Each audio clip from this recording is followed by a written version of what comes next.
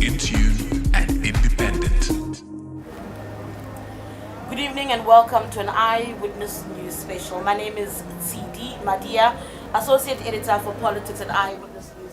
I am coming to you live from what is normally the Grand Parade, but for tonight we'll call it the Parliamentary Precinct. And across from me, or behind me rather, you've got the Cape Town City Hall, which for tonight is where the Assembly, the National Assembly, will sit. It's where President Cyril Ramaphosa will take to the nation at 7 and deliver his State of the Nation address, his 7th one. And as the saying goes, cometh the hour, cometh the man. And that's the question, I suppose, for the President. Will President Cyril Ramaphosa rise to the occasion? Will he deliver a State of the Nation that speaks to who we are as a people, to where we are as a country? A lot of things are happening in my background, I must quickly point out. You can hear there is a procession that will be underway. Of course, this is to make way for the President. I see the band is out there. But inside our studio here at Eyewitness News, I'll be speaking to a variety of analysts to try and understand this moment. As I said to you, a lot is going wrong in the country. South Africa is deteriorating really fast as we speak. I'll be joined by Mail and Guardian's political editor, Lizeka Tandwa. Lizeka, I say, cometh the hour, cometh the man. Will President Cyril Ramaphosa rise to the occasion? There's a lot of expectation on him tonight. There's a lot of expectation on him tonight, but what has history taught us? History has taught us that the man kind of does tend to, retract or retreat from that kind of position where we want him. We're optimistic about him coming to that, rising to that occasion. He hasn't done that before. What we've heard from ANC high-ranking leaders, some of them in his cabinet, is that they have somehow think that they have a good story to tell. We've been interviewing some of them, and some of them have been kind of telling us about all the projects that they have in store, all of the gains that they've had. I'm not sure if the president is going to tell us what we want to hear as a country. We want to see a stable ESCOM. Energy crisis is paramount in our minds. We want to hear from him what he plans to do with the issue around unemployment, the inequality in South Africa, corruption, crime. But those are not the things I think the president is going to be telling us.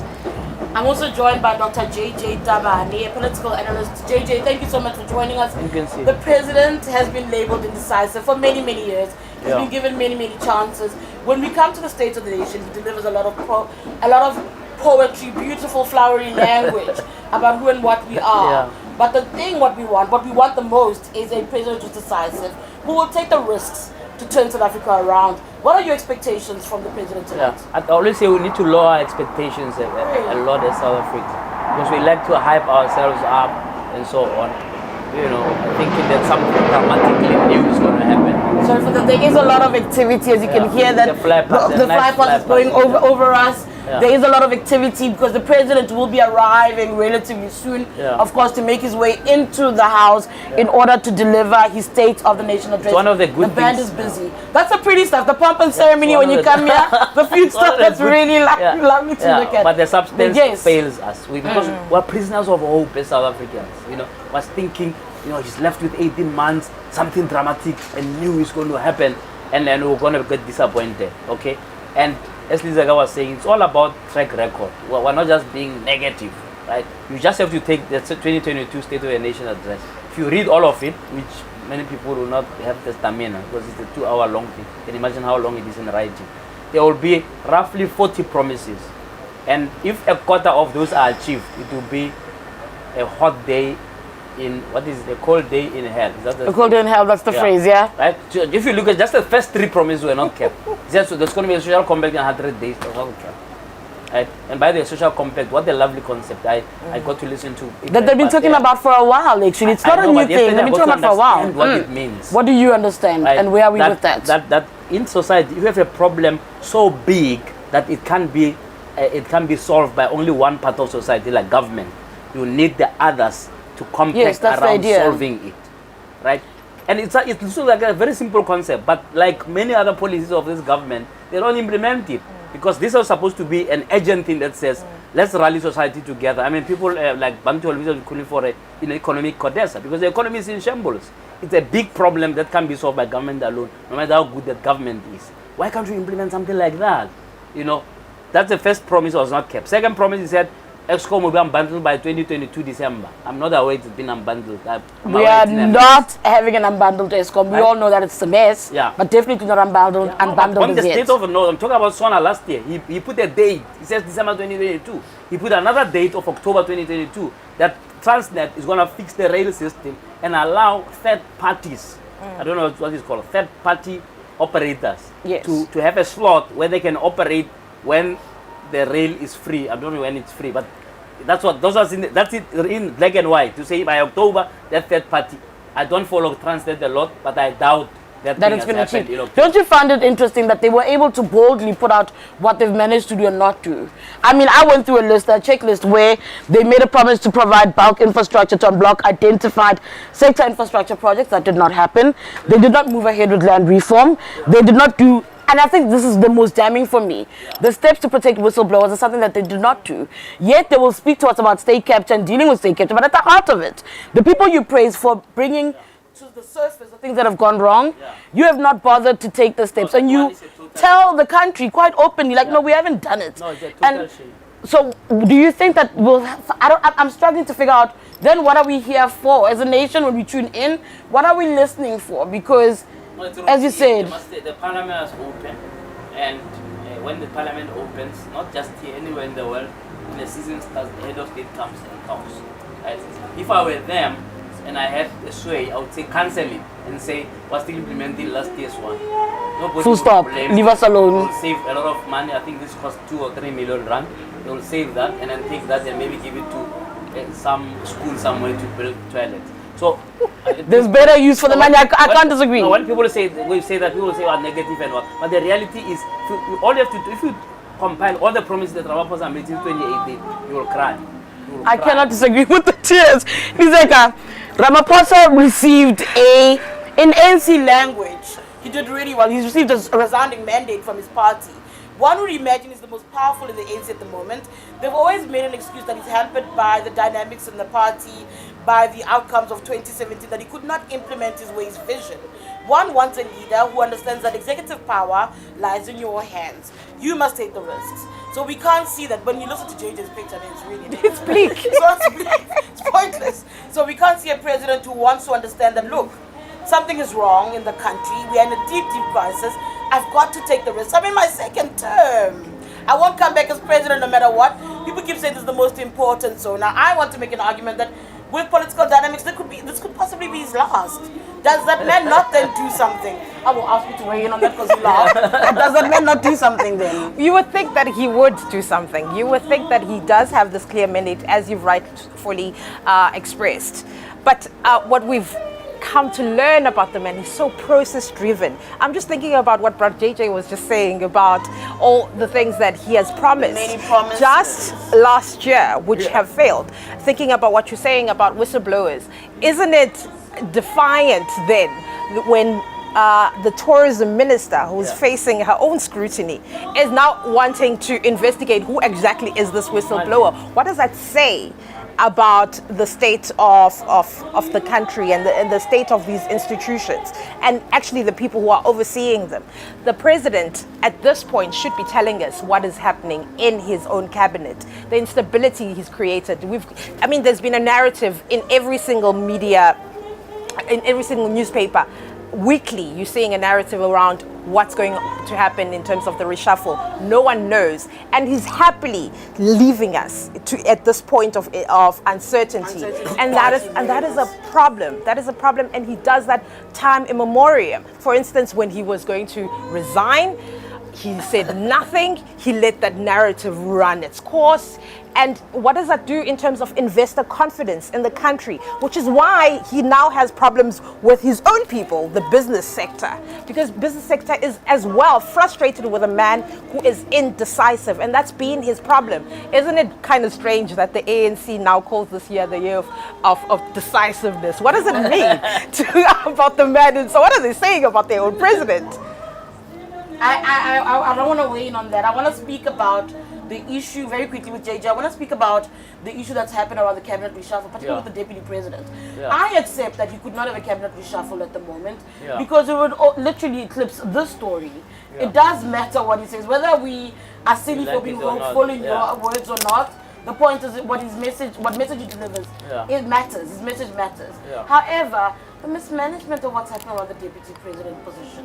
What does that say? When you come out with the mandate that you have, and you still can't even articulate or agree how to manage the resignation of one deputy president, Yeah. and ultimately the rise of another within your party. What does that say to us? That Yeah. what you're new. reading? It's nothing new. I mean, he tends not to want to make decisions around these things easily. Look at I understand those positions. It's been vacant since April. Yeah.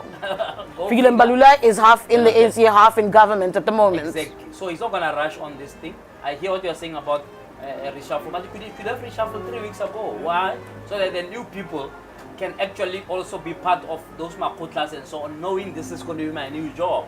Now the people who may be reshuffled, who are part of the makotla, they're going to leave, and then the new people are going to be blank, come in there and now have to start from scratch. So I think that the timing thing was off, but it's all a function of over consultation that he's known for, because he wants to make sure that the SSCP is happy, Consulto is happy, the faction is happy, and he's not seen as chucking out those who disagreed with him.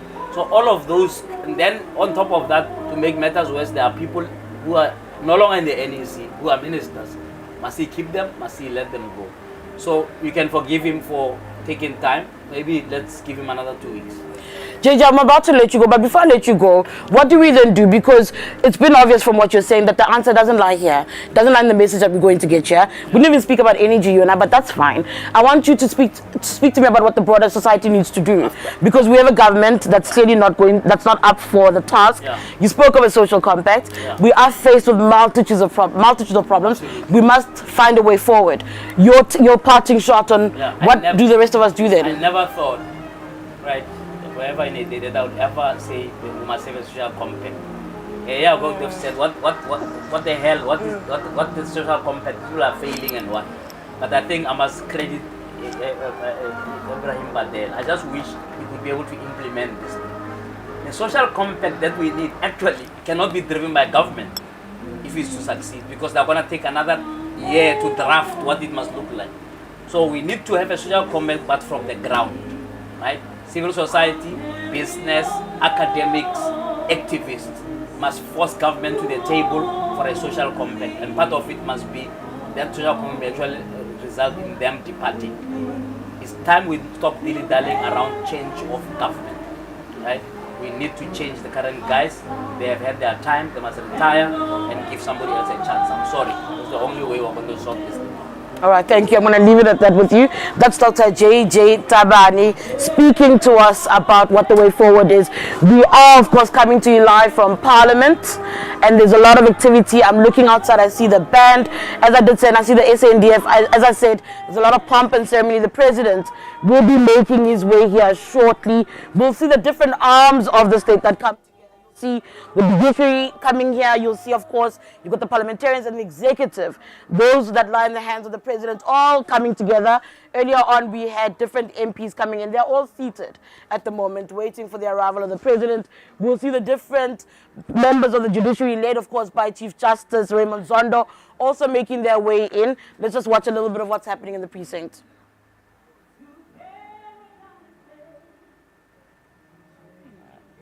That's all where South Africans were dying. So we should now see, I see it's 1838, around about 1844 we would see the Deputy President arriving with his military police cycle escort. Yes. Colonel.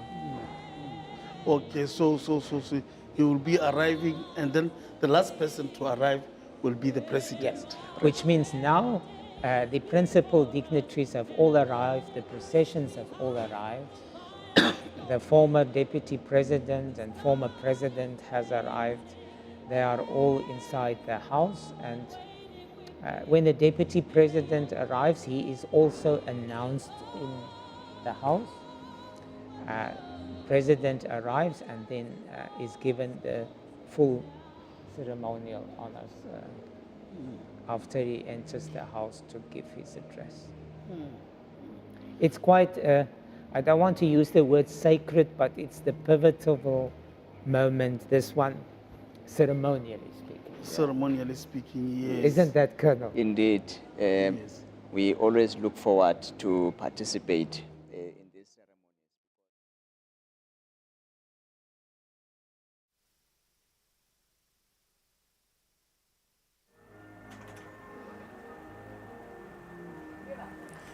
And you're watching Eyewitness News Live. We are coming to you from the parliamentary precinct. It's actually the grand parade, but for this occasion, it is the parliamentary precinct where the president will be making his way here shortly and going into the city hall, that's now parliament, where he will address members of the parliament. There are a lot of concerns about what will happen tonight. I saw the EFF MPs arriving in their red regalia.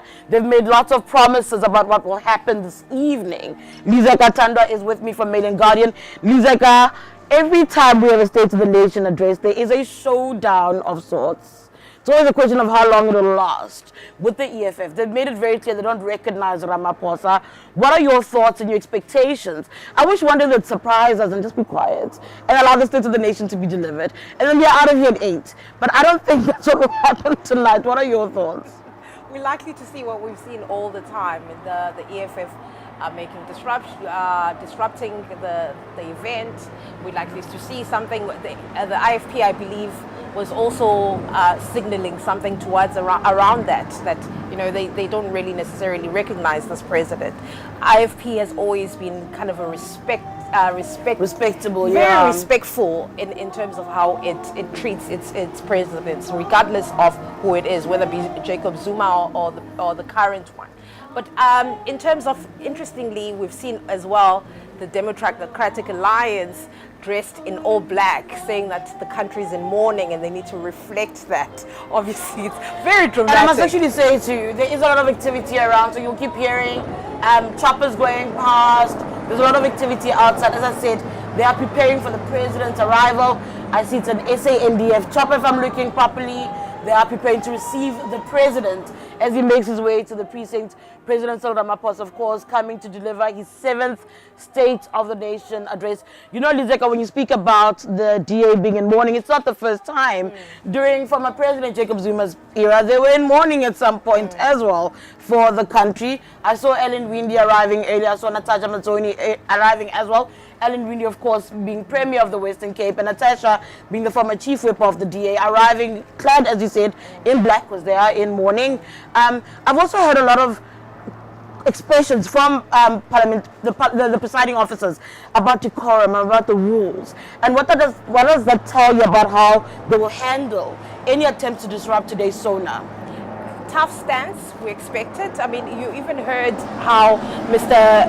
Begitele was speaking in the morning when he was addressing the police, and he was talking about you cannot smile in the face of criminality. We expect them to be tough, that is, and we expect the EFF to push as well against that tough stance. I think I've seen Didi Mabuza arriving. I might be wrong, but I think I saw him arriving earlier, shaking hands with some of the presiding officers who are here and members of the SANDF. He is a surprise guest. He's somebody who many have said had checked out of the job. Am I seeing correctly? Did you see? You are seeing correctly. My eyes are spot on. The country's second in command. Has he resigned? Has he not resigned? Well, he's still here. Somebody said to me during the week he's gotten an invite to come to the State of the Nation as the second in command still. The man who's not quite quitting. I don't even know what to call it. He's boldly quitting.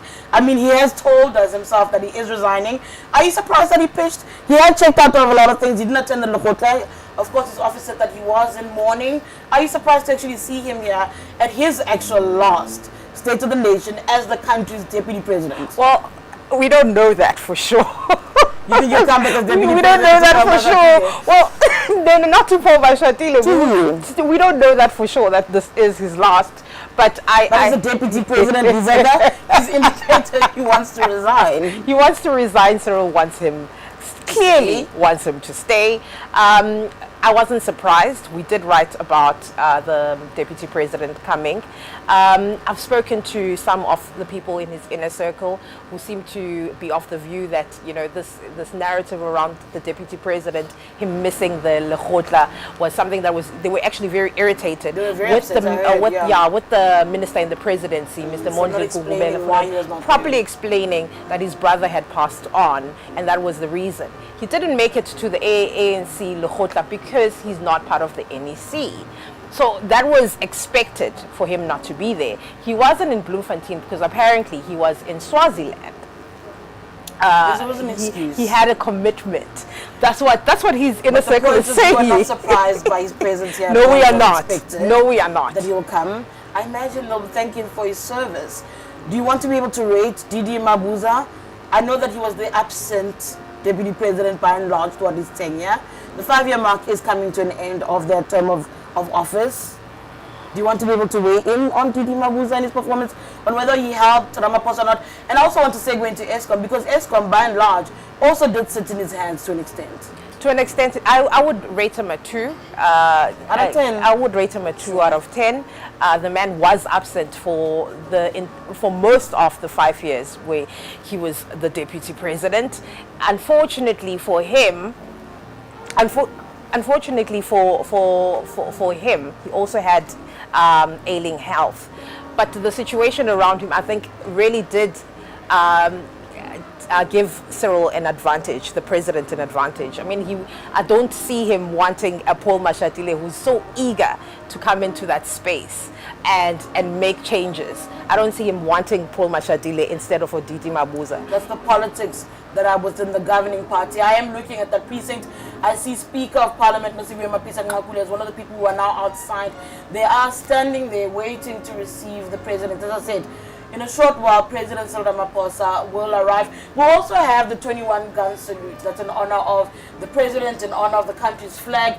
That will also take off. That's part of the ceremonial bits that take place outside before the State of the Nation is then delivered. He will go in. One of the unique characteristics of South Africa's State of the Nation is the imbongi, the praising. And there was a year when they were trying to cut down, when they tried to remove the imbongi. And I remember there was a massive outcry around how this is what makes us unique as a country. This is part and parcel of who we are. So you expect to see that inside. You'll see MP seated inside when he does arrive. At some point, we'll also be taking, of course, the national anthem. I think if you're looking at the picture there, you're seeing some of those MPs who are inside. We are again back outside, and we are looking really and waiting to see the president as he makes his way into the precinct to go into the Parliament and deliver his State of the Nation. Lizeka, it should be a single issue SONA. That's the belief that I hold. I think that everything flows from the issue of energy. I see the bikers are arriving. That tells you that the president is coming closer. I want to take you outside now just to watch a little bit of that, and we'll chat about ESCOM, which is really the issue. Energy is the issue. Just watch outside a little bit for that position.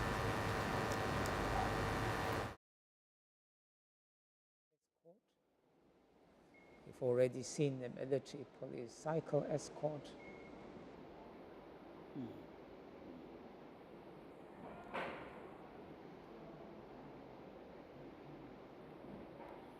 After the president alights, he is greeted by the presiding officers of Parliament. And the procession entering the House. The president enters in procession, which I will describe as he enters.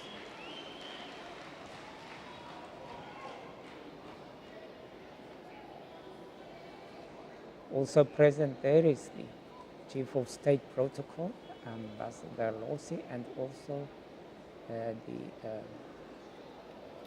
Relation Manager for International Relations. They are the two aides-de-camp taking possession.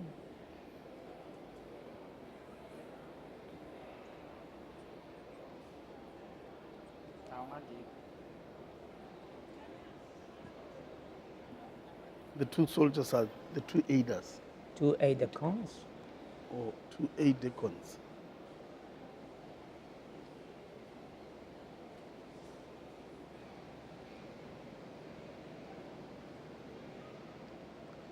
Just for interest sake, the aide-de-camps, you will see that they are rotating on yearly basis in terms of the arms of service.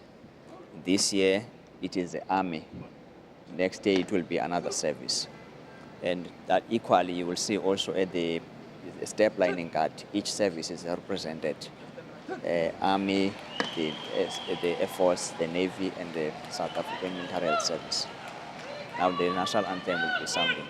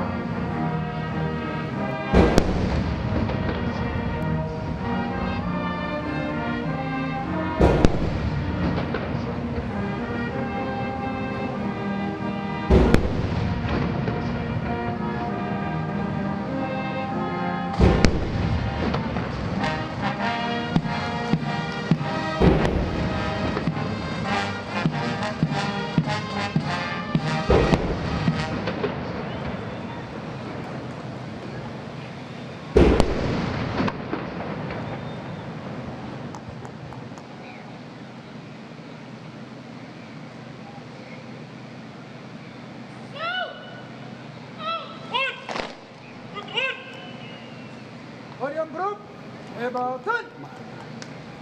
Quick march.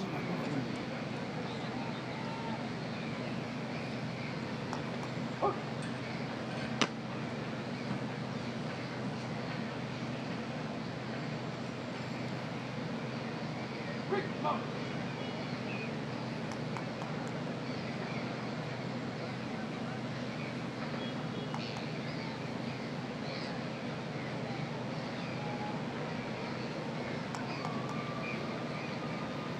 So they're taking him into the chamber now.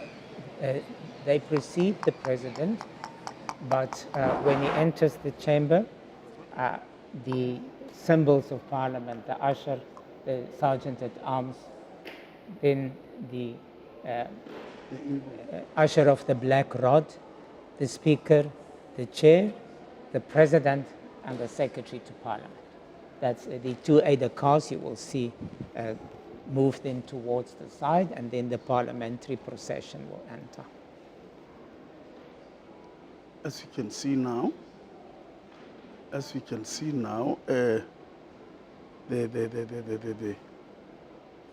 sergeant at arms is not yet visible there, but he is the one who's going to be ushering the what you call the president.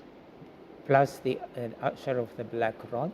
Plus the usher of the black rod. Yes. And at that time is the time. So we just saw the 21 gun salutes go off. We had the fly past go off. You are still watching Eyewitness News, coming to you live from what is Parliament for this evening. Remember, there was a fire that gutted part of our National Assembly last year. And so for a second year, we are coming to you from the Cape Town City Hall that becomes the country's National Assembly. I am joined by Lizeka Tandwa from Mail and Guardian, and Judith February is also joining me now, an executive for Freedom Under Law. But for this conversation, I think you're here just as an analyst of politics. Right. Judith, you don't want to hear a lot. I think I read your pieces. You don't want a lot from the president. We want to understand the nitty-gritties. We understand that the country is in a crisis. ESCOM is a problem. The energy conversation cannot be left behind. We don't even trust this 12-month deadline we've been given by government. As you sit here and we wait for him to come out and make his way into Parliament, what are your thoughts? Well, I think today what we want to hear from the president is what I said in my piece, is that we don't want to hear death by detail, because what what we're wanting is a speech, not necessarily of mostly of the head, but also of the heart, because I think a lot of South Africans will be disconnected from the pomp and the ceremony and the members of parliament in sequined outfits on a red carpet with 24-hour electricity. Most with a 33% unemployment rate on the narrow definition of unemployment. We are a country in crisis, and let's hope that the president tonight has got advice on how to read the room and to understand that, in fact, in the words of his own spokesperson, there is a crisis of confidence in the country.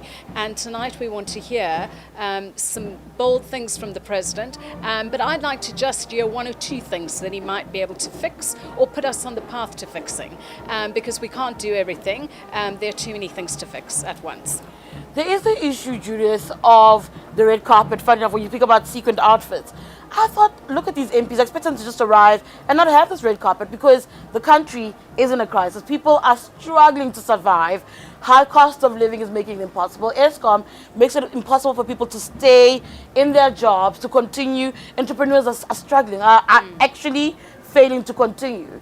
But you've got the parliamentarians who did rock up in sequin dresses. Yes. So what does that say about tone, though, that you expect to hear when even the MPs who are serving the people don't seem to understand what kind of moment this is and what they should be doing to show citizens that they get it? Well, there's a tone deafness about it all, isn't there? And that's the disjuncture between those who are in power, who hold power, and the rest of us who have to be living and working, and many people in dire conditions. And lucky if you do have a job, an economy which is set to grow only at 0.7% this year. And so, these are difficult times. And so one hopes that certainly many MPs seem to have been tone deaf tonight, just judging by their outfits and all of that. But I don't want, let's not focus too much on that red carpet kind of silliness. But it's what the president says. I mean, part of what he's doing tonight is a constitutional obligation to come before the people and to tell us what has been done in the past year. Government has put out a 32-page document which looks at what's been done, what hasn't been done, and hopefully also in the ministerial briefings that are coming up there will be details, and the president, we are not, I also said in my piece, we're being choking on the red tape of Tumamina, and sometimes it feels like that. But last year there was a red tape czar. What has he been doing? Operation Vulindlela, where has it taken us? The cannabis industry that was meant to be unlocked, where is that at the moment? There's a lot of promises that have been made to the country that have not been fulfilled. It is almost 7 o'clock. I'm now looking inside the National Assembly. I see Speaker of Parliament, Nosiviwe Mapisa Nqakula, is seated. The President is inside, and soon he will be delivering his State of the Nation address. Of course, after the President's State of the Nation address, we will be outside at the precinct, where we'll be speaking to the different political parties, getting their views on whether or not they're happy and whether or not the president has set the right tone, has struck the right note in what needs to happen with his vision for the country for the year 2023. I'm going to take you now inside the National Assembly. Honorable members, states that if the presiding officer is of the opinion that a member is deliberately contravening a provision of these rules, or that a member is in contempt of or in disregarding the authority of the chair, or that a member's conduct is grossly disorderly, he or she may order the member to withdraw immediately from the chamber for the remainder of the sitting. Rule 14.0 states that no member shall refer to any other member by his or her first name or names only. Rule 14.P states that no member shall use offensive or unbecoming language. Lastly, a point of order is only allowed if it calls attention to the transgression of a joint rule or an accepted parliamentary practice or privilege. Spurious points of order are out of order. As members are aware, the rules are there to protect the dignity and the decorum of the House, and to ensure that business before the Houses of Parliament are conducted in an orderly manner. I now call on the Honorable the President to address the joint sitting.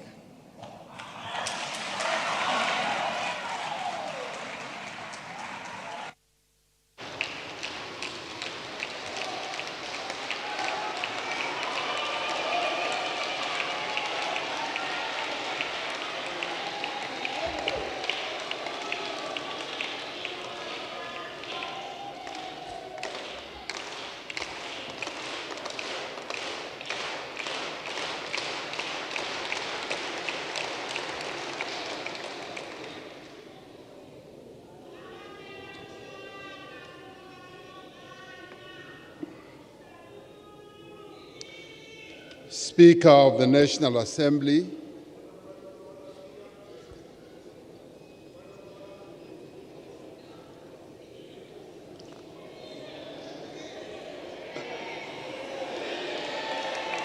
Should I continue? Thank you, Honorable President.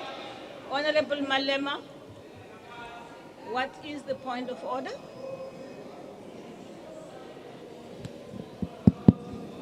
You asked Mr. Ramaphosa to sit down first. I'm standing. No, when a point of order is called, Speaker, the Speaker must sit down. You can't have two speakers standing at the same time. Please follow the procedure. Honorable Malema. I'm rising on Joint Rules 14S. And we can't both stand, Speaker. Honorable Malema, I asked you, you said you have a point of order. Yes. And I said, what is the point of order? And I allowed you to go ahead.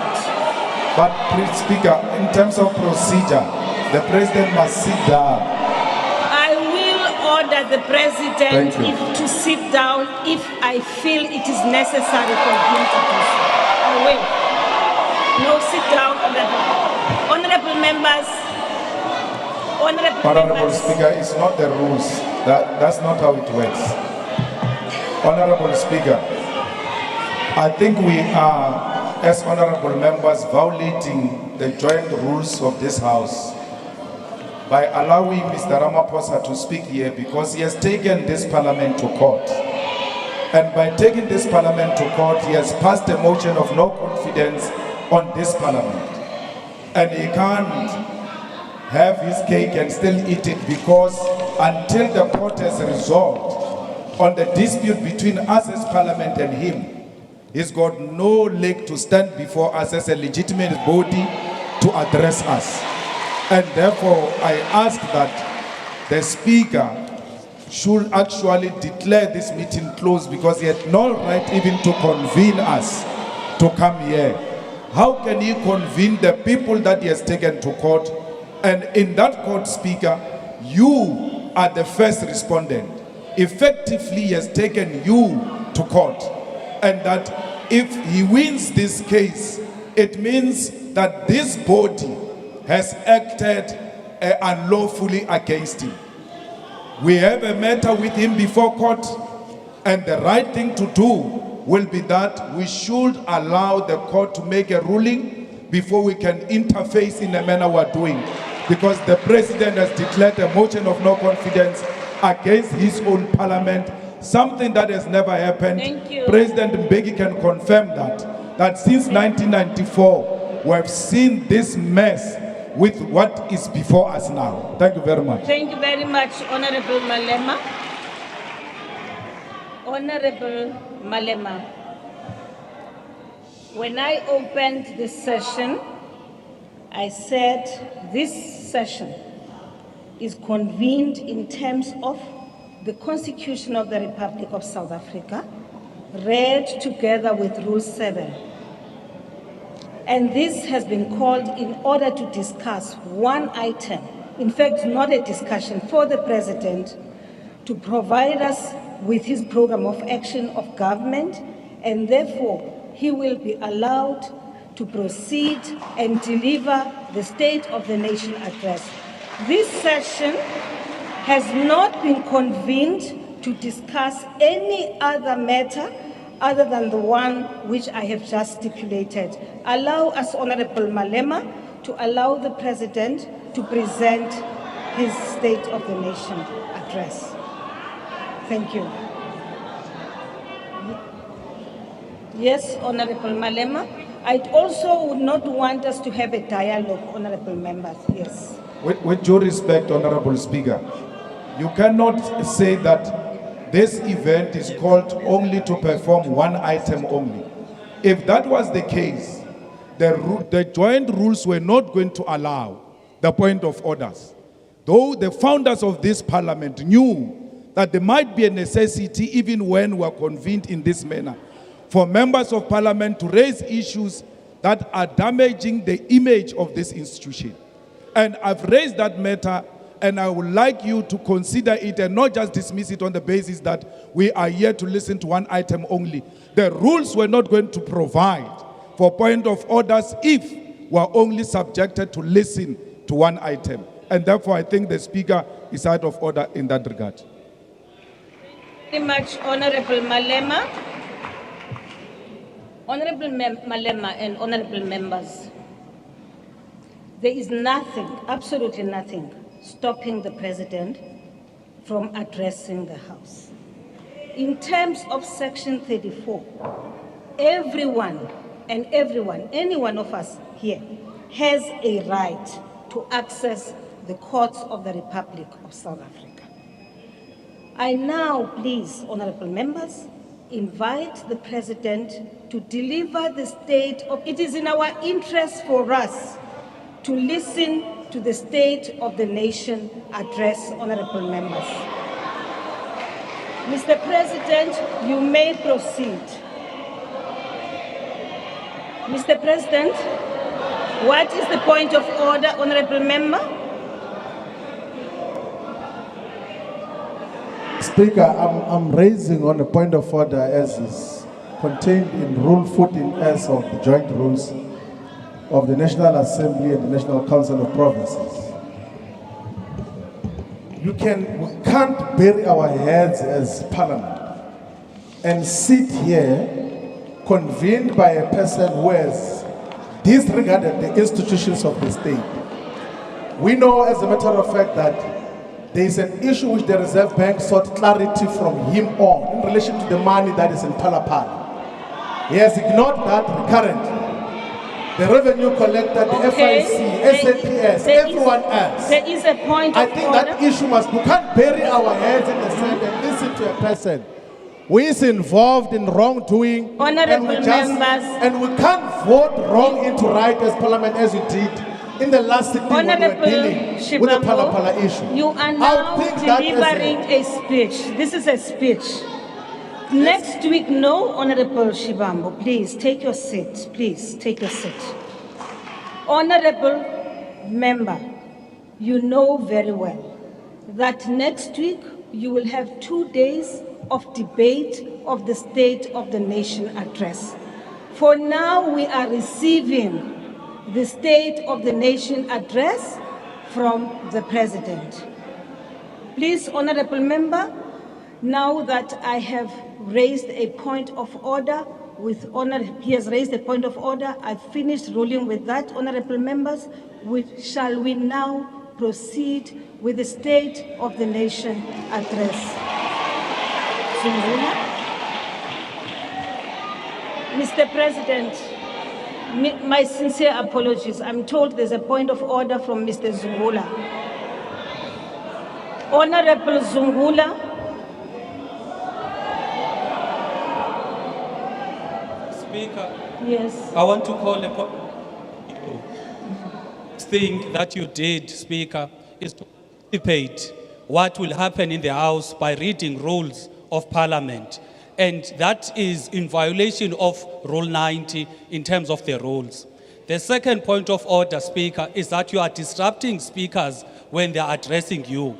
And Speaker, Honorable Zungula, please, you are violating please take your seat. Rule 66. Please take your seat, Honorable Zungula. You are violating the Honorable Zungula, will because you are interrupting me. Take your seat. I'm not done, Speaker. Honorable Zungula. I'm not done. Take your Speaker, seat. I'm a member of parliament. I've got a Honorable right to raise Zungula, a point of order. I am calling you for the third time. Honorable Speaker, I am Zungula. raising a point of order. Honorable I'm raising Zungula. a point of order. Honorable Zungula.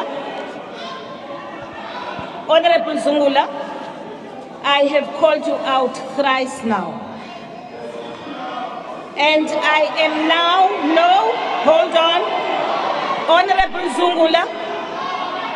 Zungula, I read these rules deliberately and I stated that 14G allows that if the presiding officer is of the view, right, or that a member is deliberately contravening a provision, and that's exactly what you have just done. I request you to leave the house. I do.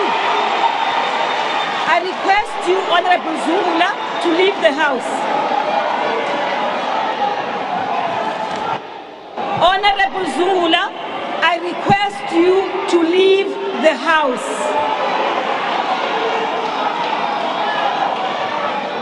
Sergeant in arms, please.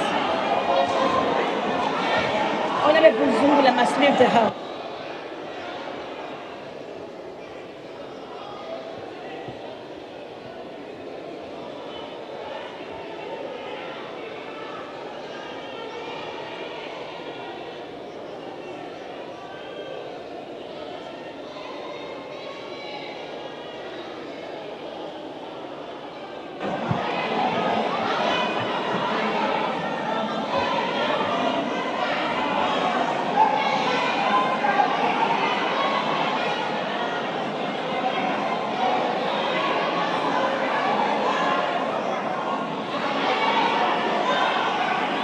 Thank you very much.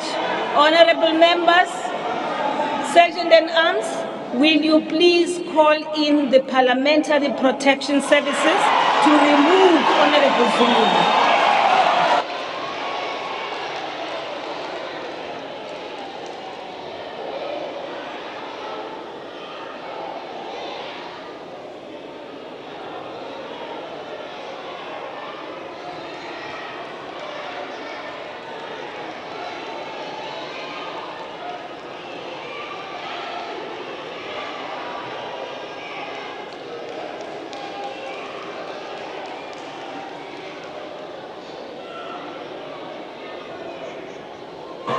I thank you, honorable members.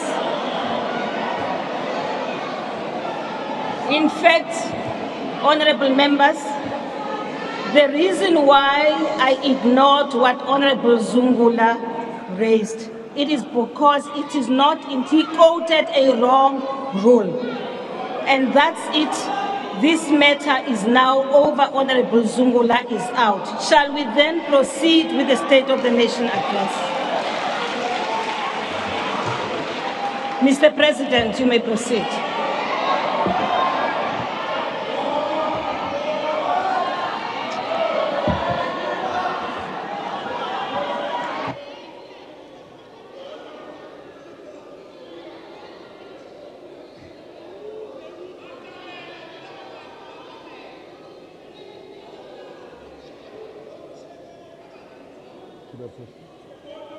You may proceed. Honorable members,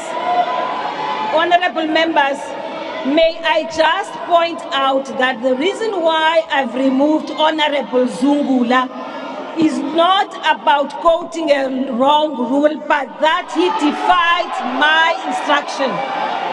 It has come to an end now, honorable members. Honorable Zungula defied my instruction. Will you please lower your hands? We are now proceeding with the business of the day. Mr. President, you may proceed. Thank you, Order, Honorable Speaker. members. Honorable members, I'm not going to allow it.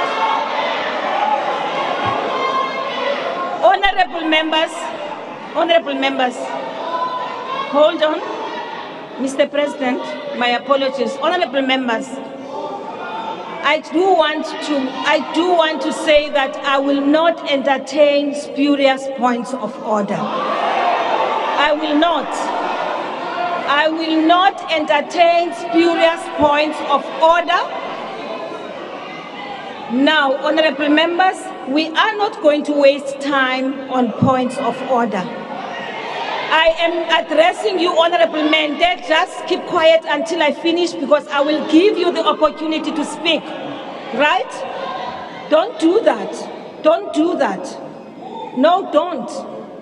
Honorable whoever. Honorable Tambo, Wena Pambo, Honorable Pambo, I'm watching you, Honorable Pambo. I am watching you. I am watching you. Honorable Mente.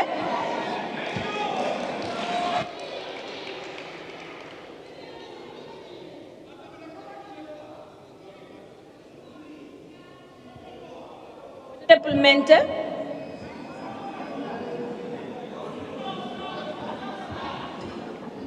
We look out the mics, Honorable ICT. Thank you. Thank you. Masibulele mama, sibulele kakhulu.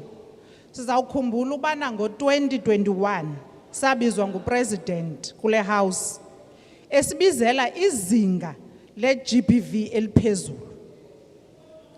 Emva koko wacela i-South Africans ubana ngaba zimncedise ukulwa izinga le-GBV and femicide. Kodwa ephalaphala uthathe umfazi. Mama, honorable member, wait. Bamhlukumeza amapolisa phansi kwakhe. Wait, honorable member, wait. On what point are you rising? On a point of order 14S. Point of order 14S? Point of order and 14S of the rules. 14L and 14S of the rules. 14 of joint rules. Will you please go through that, honorable member? I don't have the book with me. Honorable it allows me to address you. Honorable member, the issue you are raising has nothing to do with what we are doing right now, with the business of the house. Mama, 14S, when a point of order is raised, the member called to order shall resume his or her seat. Therefore, I'm calling a point of order. Everyone else must listen. And ngenhlonipho mama, ungangeni emlonyeni. Ngenhlonipho. Honorable member. So, mama, the point of order you are raising has nothing to do with the violation of the rules which we are working on, of the joint rules. It has everything to do. You are engaging in a debate. Mama, if ubundimamele, this is a debate. If ubundimamele, uzayiva le nto ndizayithetha. Awukhange undinike nethuba loba nditsho uba ndifuna uthini. Honorable member. Okay. Now, umongameli endlini yakhe ngexesha lento yephalaphala. Umfazi obephayana kunye nalamadoda uhlukunyeziwe. You are out of order. You are out of order. Kwesandla sakhe. Honorable member, you are out of order. This has nothing to do with the debate. Next week, if you think that you want to raise issues related to GBV, you will have an opportunity to do so. Right now, we are on item 1, and that item is only one only, and that is the State of the Nation address. Honorable members, please allow me to rule that I will not allow any more points of order unless the point of order, unless I haven't finished, honorable members, unless the point of order is related to the business of the day today, honorable members. Honorable member, we now. Honorable Khatebe.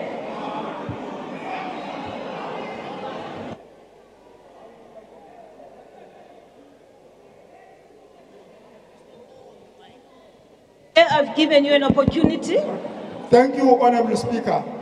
I'm rising on the fact that you have already made a ruling. You have already made a ruling that you are not going to take any points of order anymore. Number two, Honorable Speaker, number two, we cannot allow people to come and introduce a debate instead of a point of order. I request that the ruling you have made must be respected. Thank you. I thank you, Honorable Khatebe.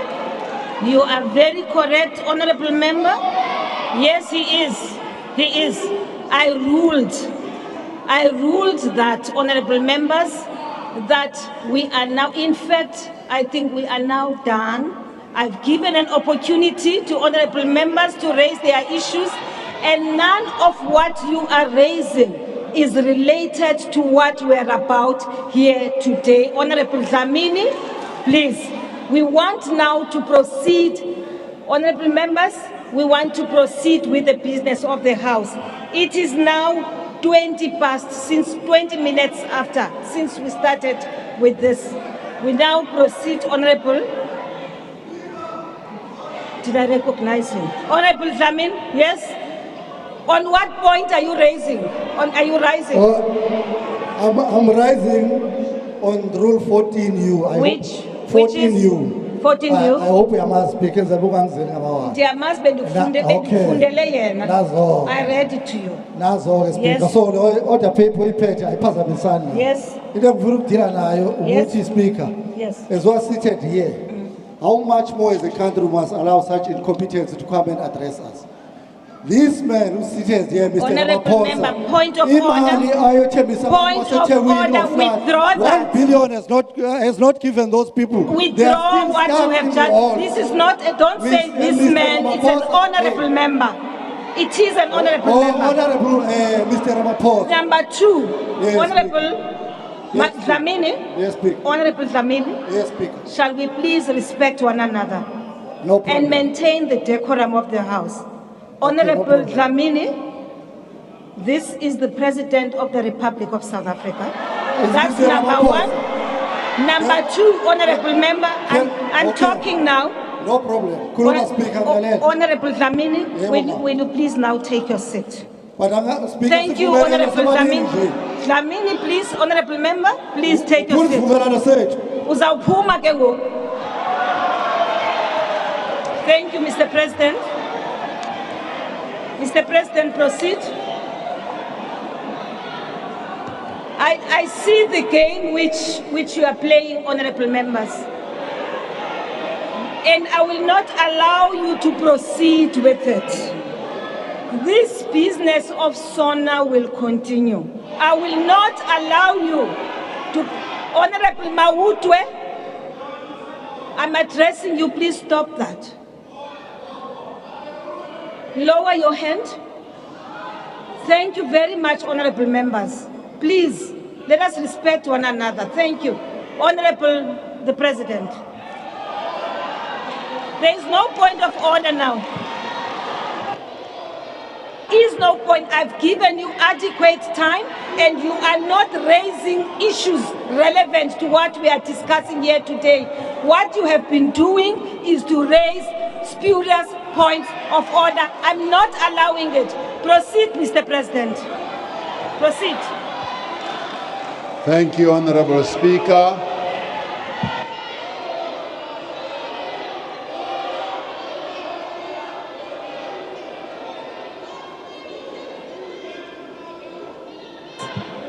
I'm not allowing any more points of order. Honorable Malema, I'm not allowing you. Honorable Shivambu, I am not allowing you. Honorable Mawutwe, I am not allowing you. Honorable Njozi, I am not allowing you to speak. Honorable Mkalipi, I will not allow you to speak. Honorable Tambo, I will not allow you to speak. Honorable Pambo, I will not allow you to speak. We now proceed with the debate of the House. Take your seat. Take your seat, Honorable Ndozi. Take your seat. There's no point of order. Take your seat. There is nothing out of order at all right now. There is absolutely nothing out of order right now. We proceed with the business of the House. You may continue, Mr. President.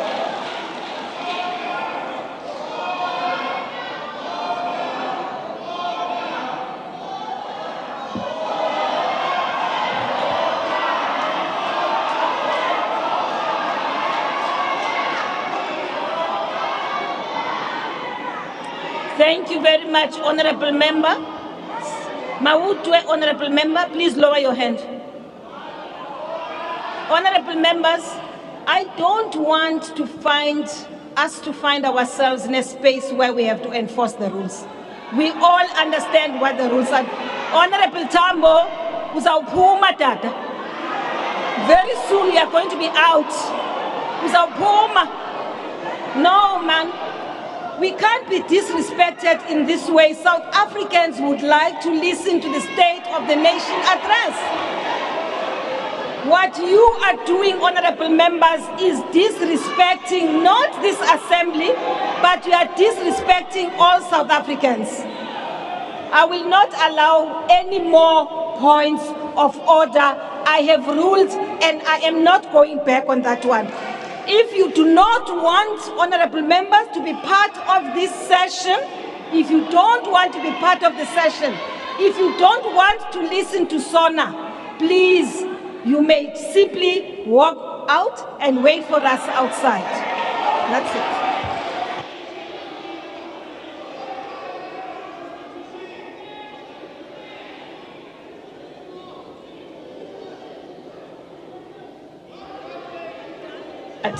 I'm done with that, honorable members. I've come to a conclusion that what you all are raising has absolutely nothing to do with what we are about here today. I have, honorable members, decided that you should refrain, as I have said earlier on, from raising spurious points of order. I have, honorable members, I've allowed you to express yourselves, believing that the points of order you are raising, which are a privilege, by the way, you are unable to say exactly what it is that you want raised. And therefore, we have now closed the part that deals with points of order. I thank you, honorable members. Proceed, Mr. President, and I am sorry for keeping you standing.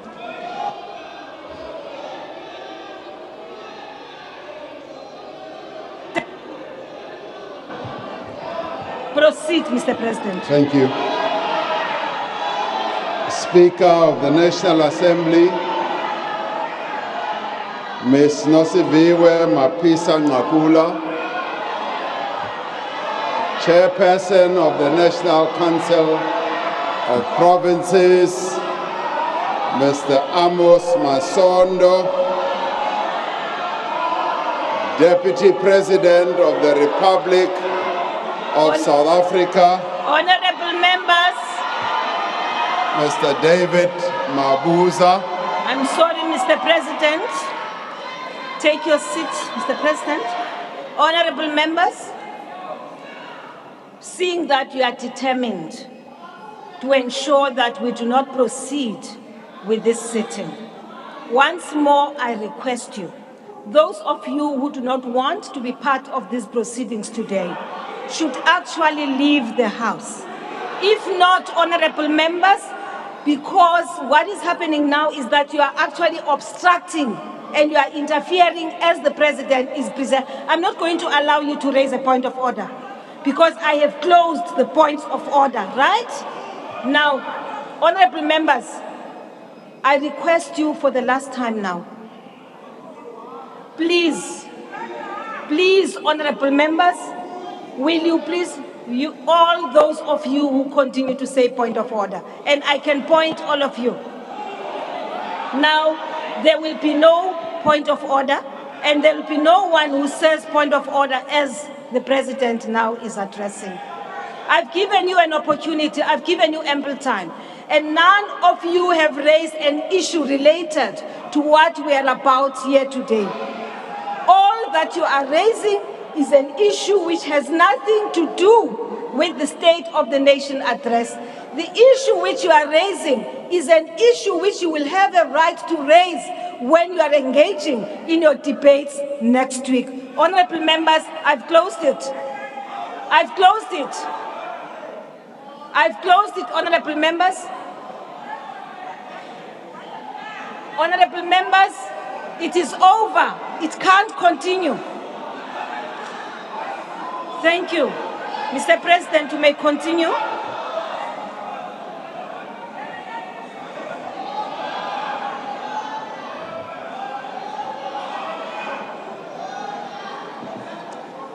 Thank you, Honorable Speaker. The Executive Mayor of the City of Cape Town, Mr. Gordon Hill Lewis, our former President, President Thabo Mbeki, former Deputy President, Ms. Baleka Mbete, President of the Pan-African Parliament, the Right Honorable Chief Fortune Charumbira.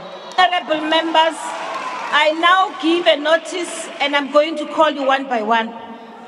And Sergeant at Arms, you will help me to remove or usher out people who do not want to be part of the debate. That is where we are now.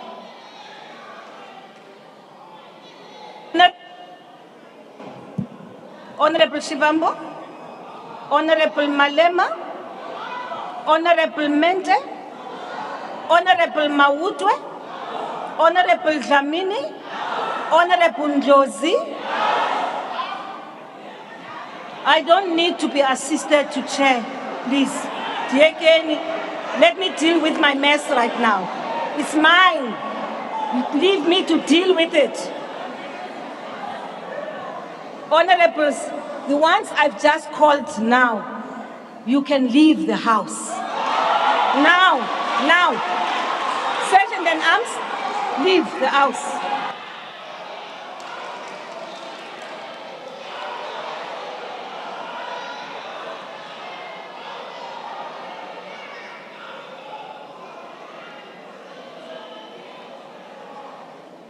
All those whose names I've called out must leave the house.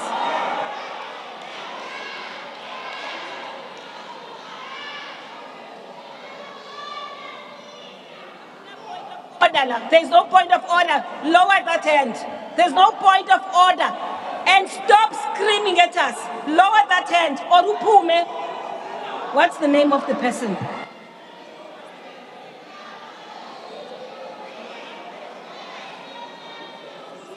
Honorable members, you are refusing to leave the house. Thank you.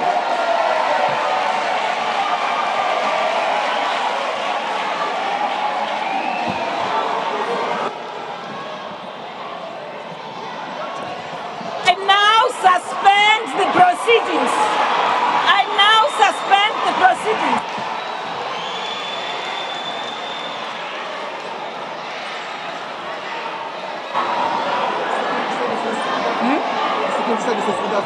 Security services, you may intervene. Security services of the Republic of South Africa, you now come into the chamber and remove the members. The business is suspended for the next 10 minutes.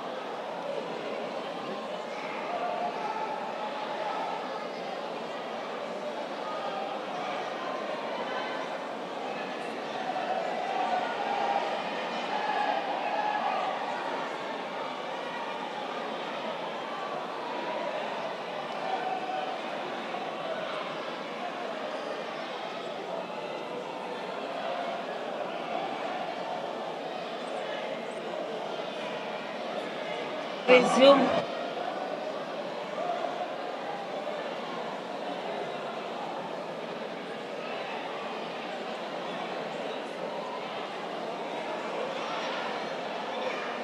Honorable members, the ladies of the PPS, honorable members, the ladies of the PPS, will you please remove the ladies?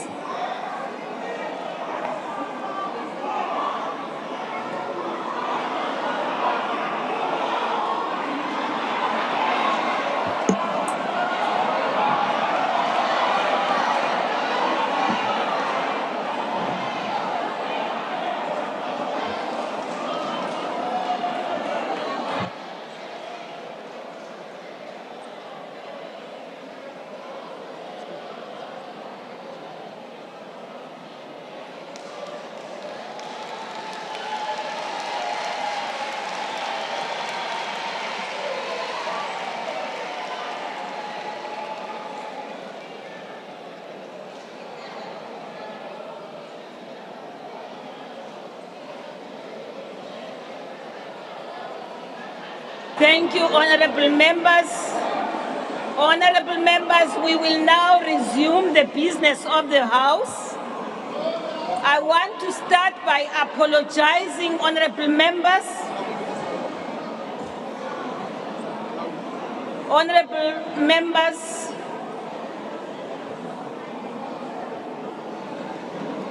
I've noted your hand, honorable member. May you please allow me to address the House first.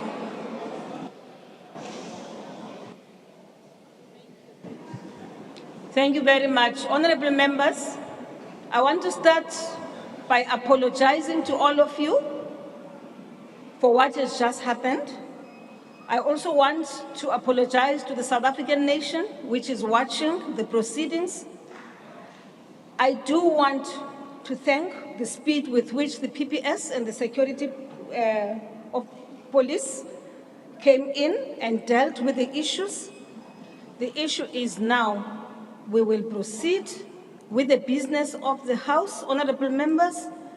It was not our intention to continue in the manner in which we have done. But honorable members, we've had to suspend the House because there was disorder. Thank you very much, honorable members. Honorable leader of the opposition party. Madam Speaker,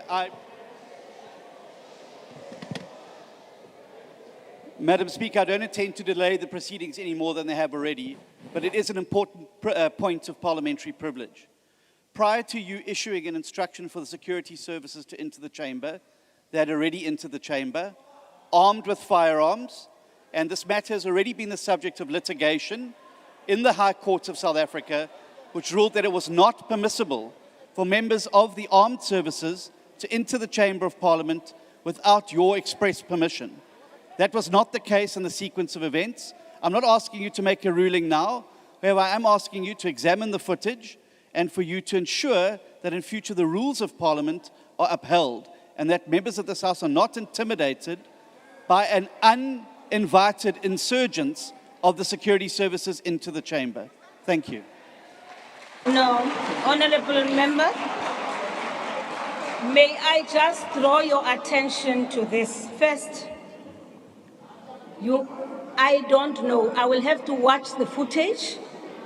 But what I do know is that the honorable members who I had called out and requested to leave the chamber had not been invited to climb the stage where the president was sitting.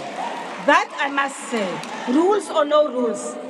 Here was a situation, my common sense tells me that a president is sitting here and is addressing, and I ask people politely to leave the House, and instead of leaving the House, they climb the stage. It immediately threatens the security of the principal. And I want to request us, honorable leader of the opposition, that this should not be a matter now that delays the proceedings anymore. Anything else now, we will have to go back to the Hansard and go to the recordings and observe for ourselves, both you and us from our side. Being removed from the House can never allow you and give you the right to run to the stage where a principal is sitting. And I think that's the only reason. And please allow me, Honorable Steenhuisen, that I do not give you an opportunity to speak. Let us close this matter. This matter must be closed.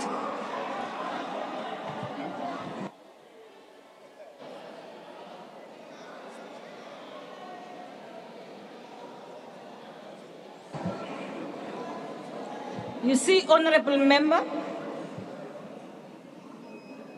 there's a rule here which says, in the event of violence or a reasonable prospect of violence or serious disruption of the sitting as a result of a member's resistance to be removed, right?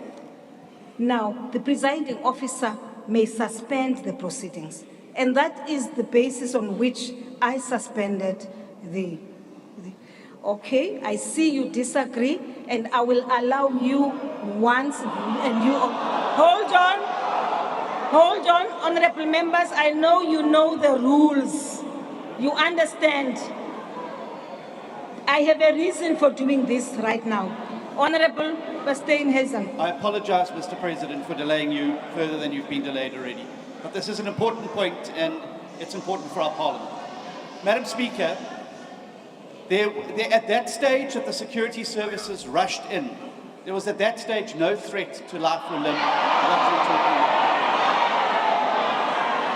Furthermore, they can only enter the chamber upon your invitation. That was not the case. They entered the chamber prior to you saying, I invite the security services in to stabilize the situation. It is a very important point for you as a presiding officer to protect our Parliament from incursion from forces that account to the executive. And it's a parliamentary point, and I'm happy to take it to the Rules Committee with you, but I want it on the record that we are not going to... Presidential protection team, the counter-assault team, on the stage right inside Parliament. Mr. Malema, can you just tell us about how many people have been injured from the EFF side? We have not checked as to how many people are injured, but our national chairperson is not here, has been injured when she fell down inside a group of men were stamping on top of her, both in uniform, in the counter-assault protection, in the protection unit of the president. We identified them through the badge and members of the parliamentary protection unit. Would you be taking any legal action? We're going to take a legal action because she can't chase me out of parliament without calling my name and warning me 3 times. When you abandon the rules of parliament for emotions, this is what happens.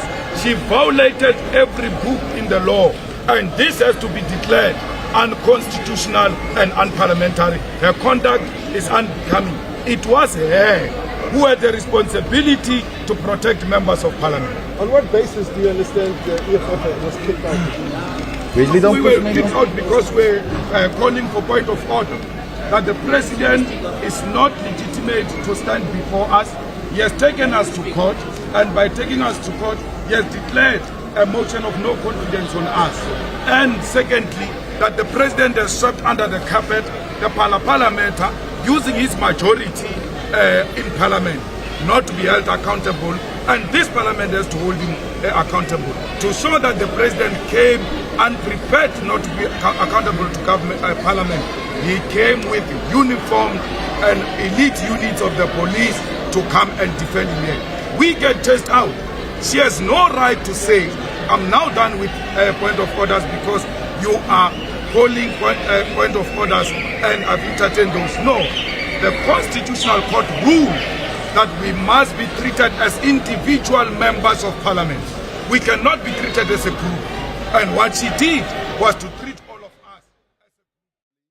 I greet you once more. as well as the Chairperson of the National Council of Provinces, Mr. Amos Masondo. I also extend my greetings to Deputy President of the Republic, David Dabe de Mabuza, the Executive Mayor of the City of Cape Town, Mr. Gordon Hill Lewis, former President Thabo Mbeki, former Deputy President Balega Mbete, President of the Pan-African Parliament, the Right Honorable Chief Fortune Charumbira, the Chief Justice of the Republic, Justice Raymond Zondo, and members of the judiciary, premiers here present, mayors, heads of institutions supporting democracy, Deputy President of the governing party, Mr. Paul Mashatile, and leaders of other parties, members of parliament, Chief of the South African National Defence Force, Commissioner of the South African Police Service, Commissioner of the South African Revenue Service, fellow South Africans. It is indeed a great honor for me, despite what happened earlier, to stand before you this evening to present the State of the Nation. The moment of the State of the Nation endears us to ask ourselves a number of questions, but the one I want to focus on today is what defines us as a nation? We are not a nation defined by the oceans and the rivers that form the boundaries of our land. We are not defined by the minerals under our earth or the spectacular landscape above it. We are not even defined by the languages and the cultures that we have as a people, or by the songs that we sing, or even by the work that we do. We are, at our most essential, a nation defined by hope and resilience.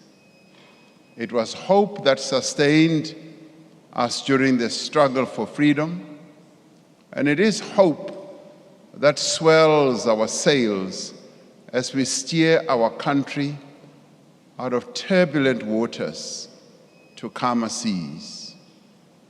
Even in these trying times, it is hope that should sustain us and fuel our determination to overcome even the greatest of difficulties, and difficulties we have by the ton. Just 3 years ago, our country was devastated by the worst global pandemic in living memory. Thousands of lives were lost. Companies that employ many of our people closed, and jobs were lost. COVID-19 did not browbeat us into submission or disillusionment. Working together, we overcame that crisis, and we have started to recover. And it is important for us to pause for a moment and look back whence we have come, that we have recovered, much as a number of families, more than 100,000 or so, have lost their loved ones. But it is during this period, as we look back and as we look at what has been unfolding, that we need to say there are certain things that are happening in our country that we need to take note of. Today, our economy is larger than it was before the pandemic. Between the third quarters of 2021 and 2022, around 1.5 million new jobs were created in our economy. That's something to note. The presidential employment stimulus has provided work and livelihood opportunities to more than 1 million people who did not work. Last year, our matriculants, and something that we need to be proud of, defied the effects of the pandemic to achieve a pass rate of 80%, and we ought to congratulate them for that achievement. And we see this spirit of resilience and determination and achievement in our artists, in our musicians, actors, authors, sportsmen and women who are making waves here at home and on the continent and beyond our shores. Banyana Banyana made us proud when they won the Women's African Cup of Nations to become the African champions. Zakes Bantwini, Nomncebo Zikode, and Wouter Kellerman just recently made our country proud at the Grammy Awards for their collaboration in the song Bayete. What we have achieved as a nation over the past year, despite our challenges, should remind us that the promise of South Africa is alive. The progress we have seen should give us courage as we look and as we must look to a better future. And yet, I address you this evening, fellow South Africans, in your homes across the country, and many people are suffering. Many of our people are worried. Many are uncertain, and many are without hope. But of this I am certain, whatever the difficulties of the moment, whatever the crises that we face, we will rise to meet them together, and together we will overcome the difficulties. This we will be able to do if we work together, and more importantly, if we leave no one behind. We gather here at a time of crisis. Our country has, for many months, endured a debilitating electricity shortage that has caused immense damage to our economy and to the livelihoods of our people. And for 2 years before that, our society, as I said, was devastated by COVID-19 that caused great loss of life and much hardship. The pandemic worsened the situation of deep unemployment as we lost more than 2 million jobs. The pandemic negatively affected livelihoods and increased poverty. In July, in 2021, we experienced the worst public violence and destruction in the history of our democracy, costing over 300 lives. Last year, parts of the Eastern Cape, KwaZulu-Natal and Northwest were struck by catastrophic flooding that caused extensive loss of life and also destruction of homes and destruction of infrastructure. And now persistent load shedding is impeding our recovery from the effects of all these events. We know that without a reliable supply of electricity, businesses cannot grow, assembly lines cannot run, crops cannot be irrigated, and basic services are interrupted. Load shedding means that households and our supermarkets and shops are unable to keep food fresh, water supply is often disrupted, traffic lights do not work, streets are not lit at night. Without a reliable supply of electricity, our efforts to grow an inclusive economy that creates jobs and reduces poverty will not succeed. Therefore, as we outline our agenda for the year ahead, our most immediate task is to dramatically reduce the severity of load shedding in the coming months and ultimately to end load shedding altogether. Now, under these conditions, we cannot proceed as we usually would. The people of South Africa want action, they want solutions, and they want government to work for them. They simply want to know when a problem like load shedding will be brought to an end. We are therefore focused on those actions that will make a meaningful difference now and will enable real progress within the next year, and that we lay a foundation for a sustained recovery into the future. We are not presenting a new plan, nor are we outlining here the full program of government. Rather, we are concentrating on those issues that concern South Africans the most: load shedding, unemployment, poverty and rising cost of living, crime and corruption. I must say, honorable members, there are no easy solutions to any of these challenges. Yet we have the strength, the means, and the wherewithal, yes, to overcome them. If we work together and act boldly and decisively, leaving no one behind, we will be able to resolve our challenges. This State of the Nation address is about seeing hope where there is despair. It is about showing a way out of these crises. This evening, we will give an account of a number of areas where progress in implementing the commitments we made in last year's State of the Nation address has been made.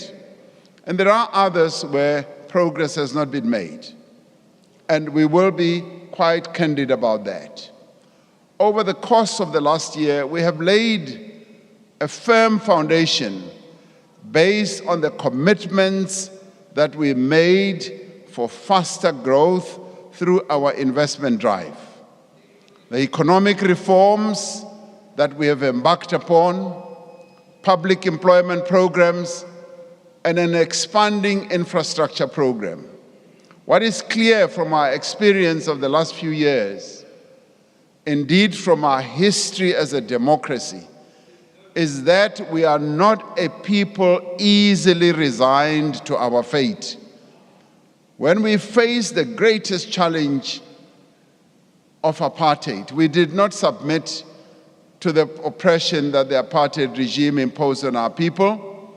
We stood firm and engaged in a struggle, hopeful that our cause would triumph, and it did. Against all odds, we were able to succeed.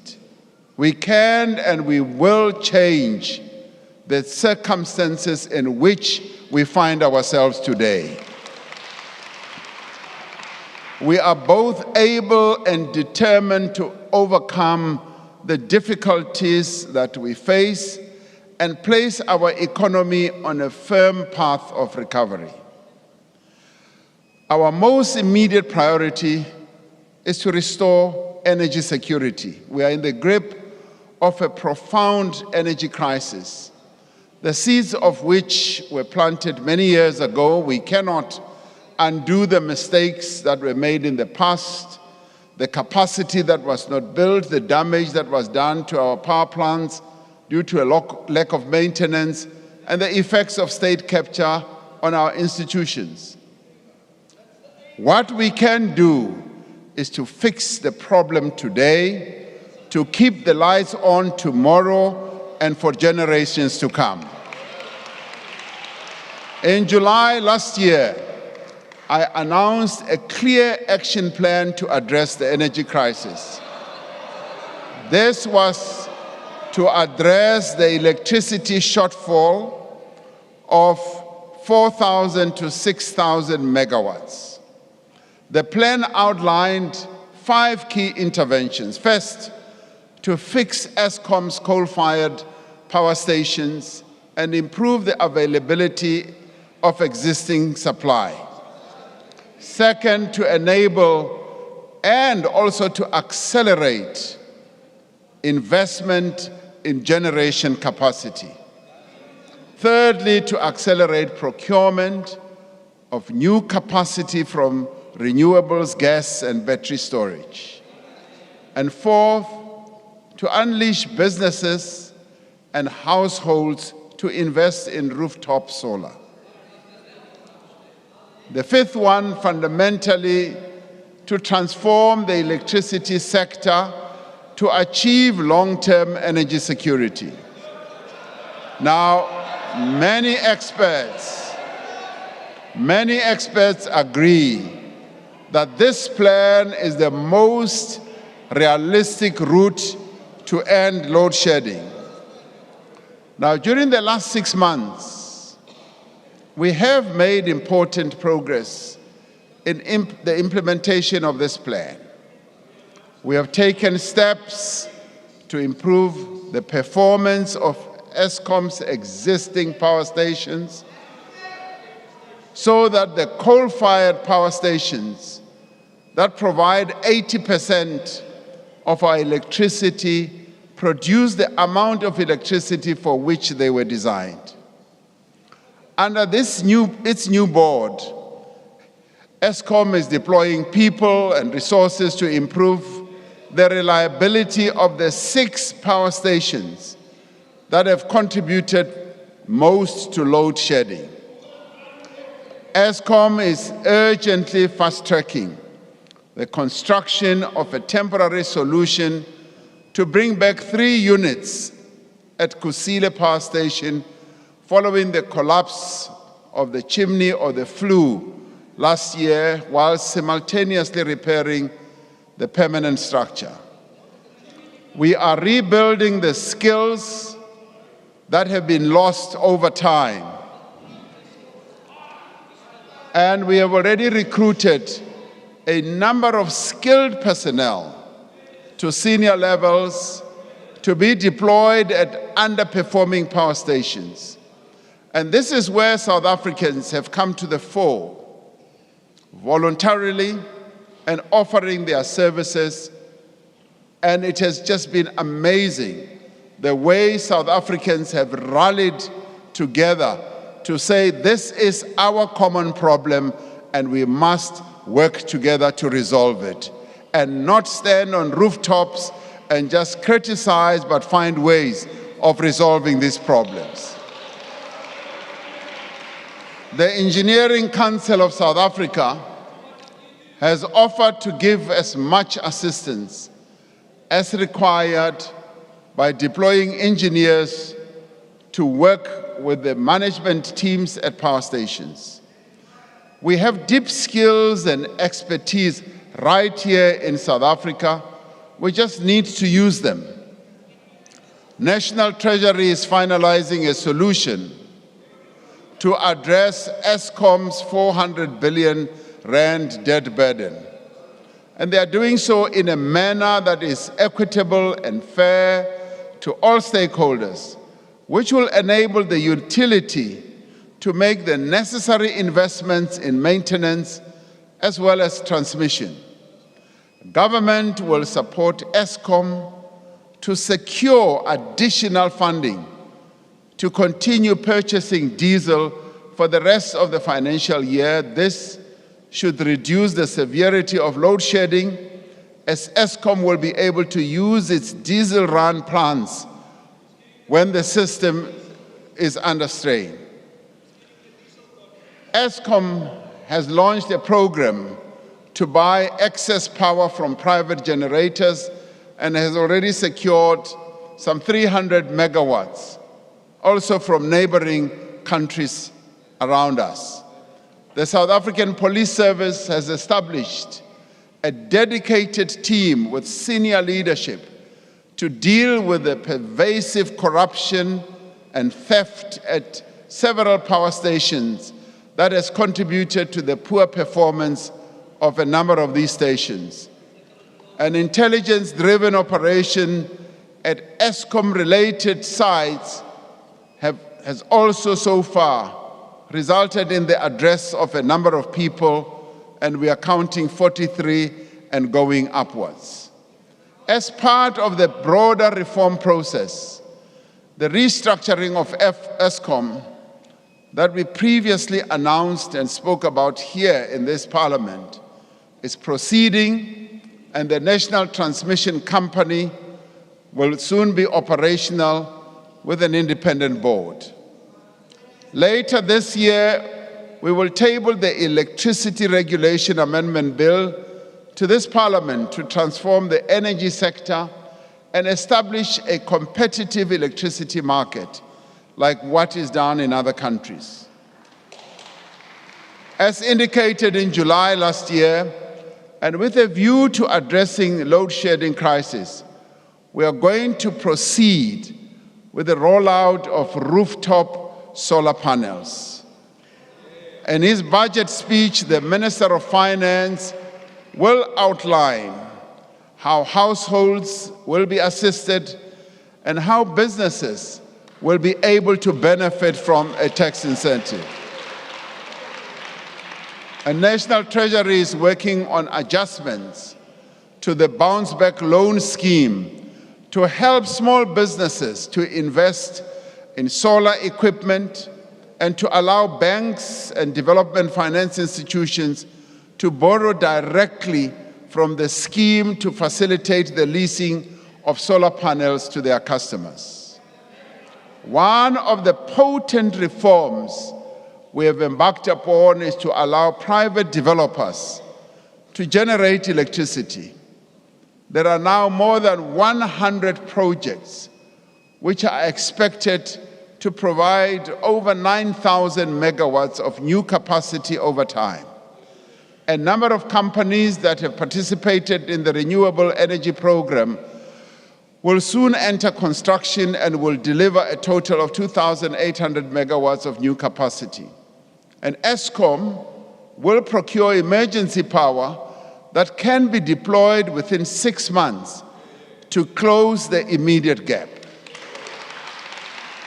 We are investing in new transmission lines and substations, especially in areas such as the Eastern Cape, Northern Cape, and Western Cape. All of these measures will result in a massive increase in power to the grid over the next 12 to 18 months and also beyond.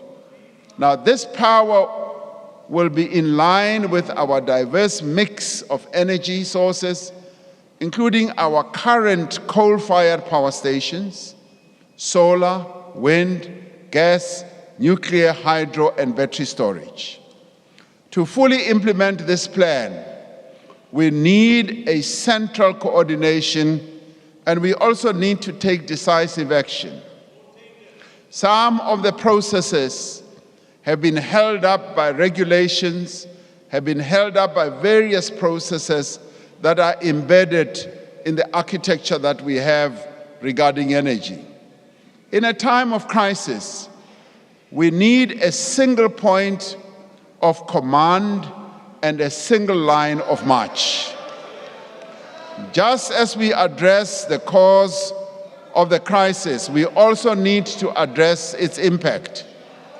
Now, the crisis has progressively evolved to affect every part of society.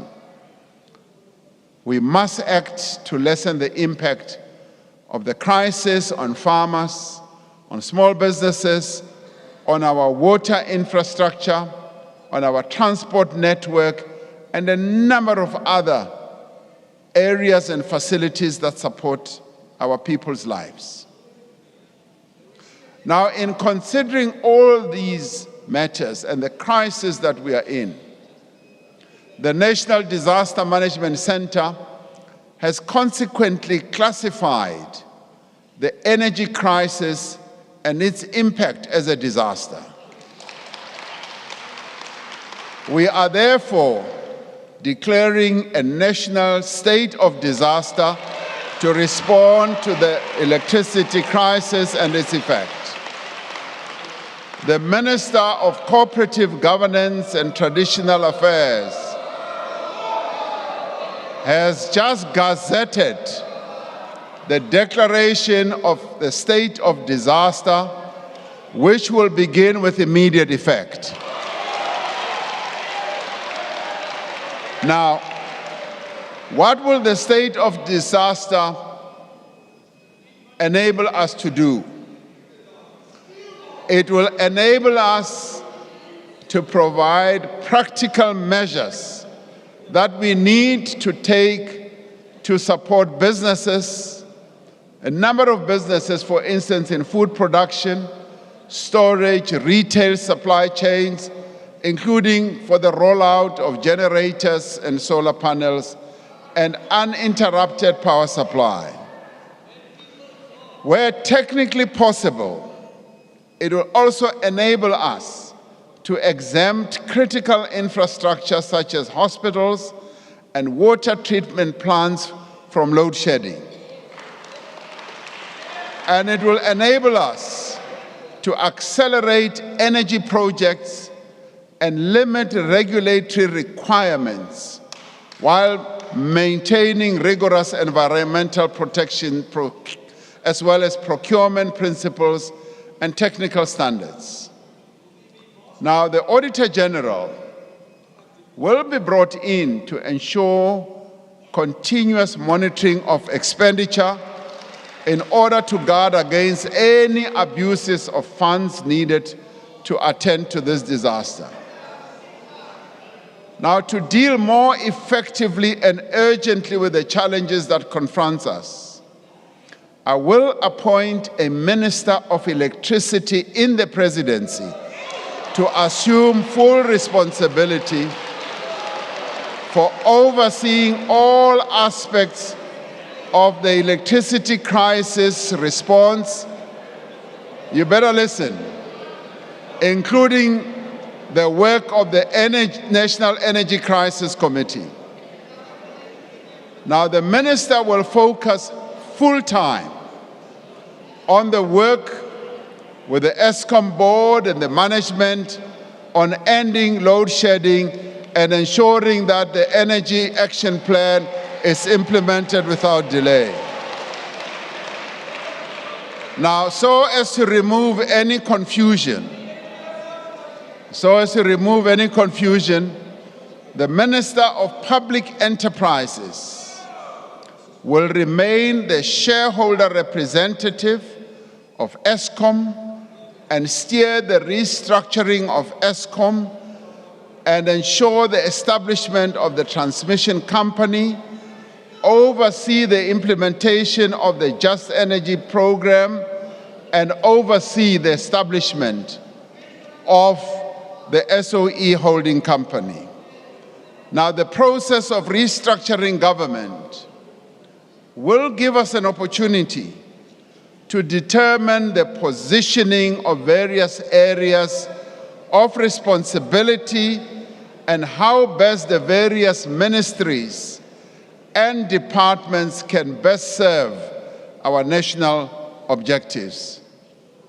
Now, we are focusing our attention on the energy crisis right now, and we will address the restructuring of government in due course. This is necessary because an effective response to this crisis involves several different departments as well as entities that require coordination from the center of government. We will be including other social partners in an effective structure similar to the one that we set up to drive the vaccine rollout. Extraordinary circumstances do call for extraordinary measures. Now, we have cooperated extremely well with a number of role players. The energy crisis is an existential threat to our economy and to the social fabric of our country. We must therefore spare no effort, and we must allow no delay in implementing the measures that are going to enable us to address the crisis. And I'm doing this because much as we have the various regulations, the various laws, the coordination, particularly when it comes to addressing the electricity crisis, is an important instrument that I need to enable us to address this process. Hence, we will have this minister who will day and night just be focusing on this crisis that we are dealing with. As we take these actions to resolve the energy crisis, we are mindful of the risks that climate change poses to our society. Extreme weather events in the form of drought, floods, and wildfires increasingly pose a risk to the health, well-being, and safety of our people.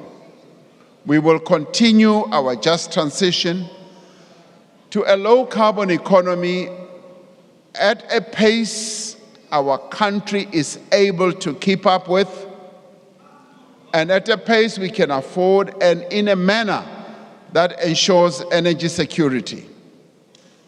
We will undertake our just transition in a way that opens up the possibility of new investments, new industrialization, and that, above all, creates new jobs.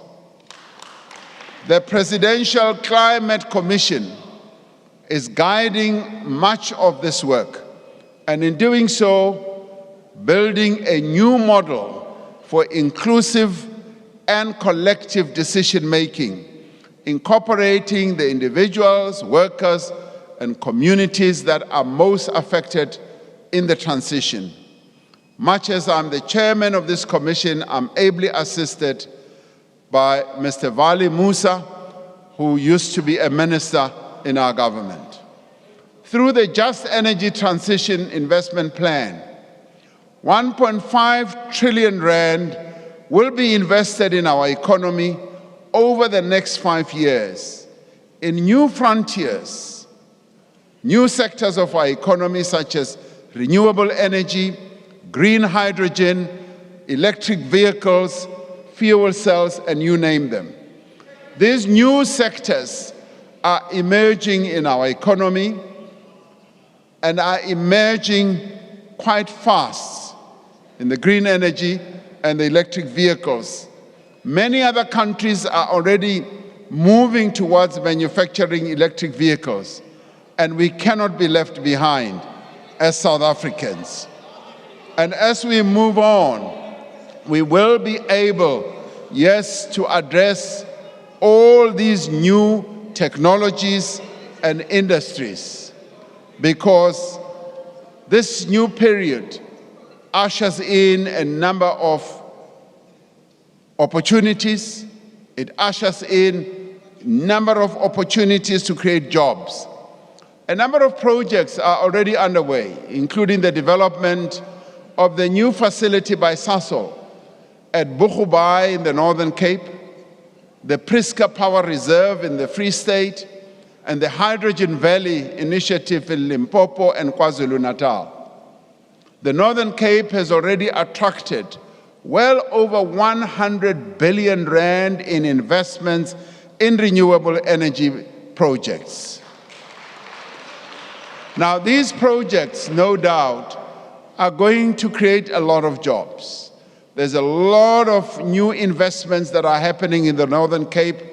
It has ushered in a great deal of hope amongst the people of the Northern Cape. These and other massive investments in renewable energy will create jobs and stimulate local economies, not only in the Northern Cape, but also in the Eastern Cape, the Western Cape, in Mpumalanga, turning even the most arid desert into a giant of energy source. Above all, our just transition will prioritize workers and communities in vulnerable industries to ensure that no one is left behind. Our economy needs to grow much faster if we are to meaningfully reduce unemployment.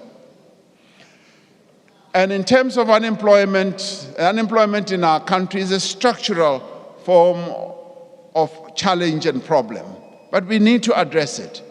In the State of the Nation address last year, we spoke of our intention to forge a comprehensive social compact that would join all social partners in a common program to rebuild our economy and to enable higher growth.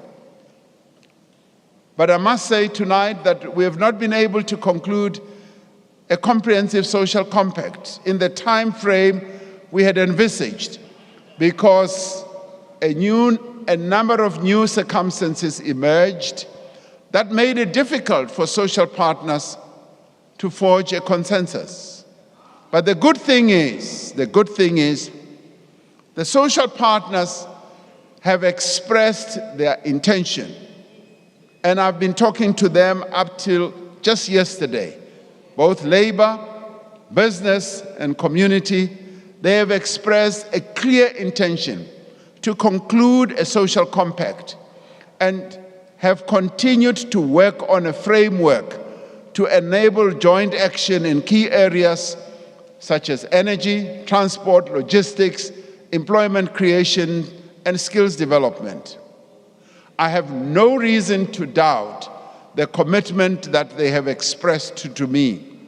They have also identified a number of areas in terms of localization, social protection, crime and corruption. While we remain committed to forging a new consensus amongst all sectors of our society, we have also undertaken practical collaborations in specific areas. Let me say it is not like processes of consensus building have not been going on. They have. A number of other compacts have been concluded amongst our social partners. We see the commitment of all social partners in the compacts that have been forged to fight COVID-19 pandemic, undertake the largest vaccination program where we worked very closely with business and labor. We have seen it in initiatives like the Solidarity Fund that mobilize society, that mobilize citizen activism and funding to achieve common goals, and in partnership to end gender-based violence and femicide, and also to respond to the effects of climate change.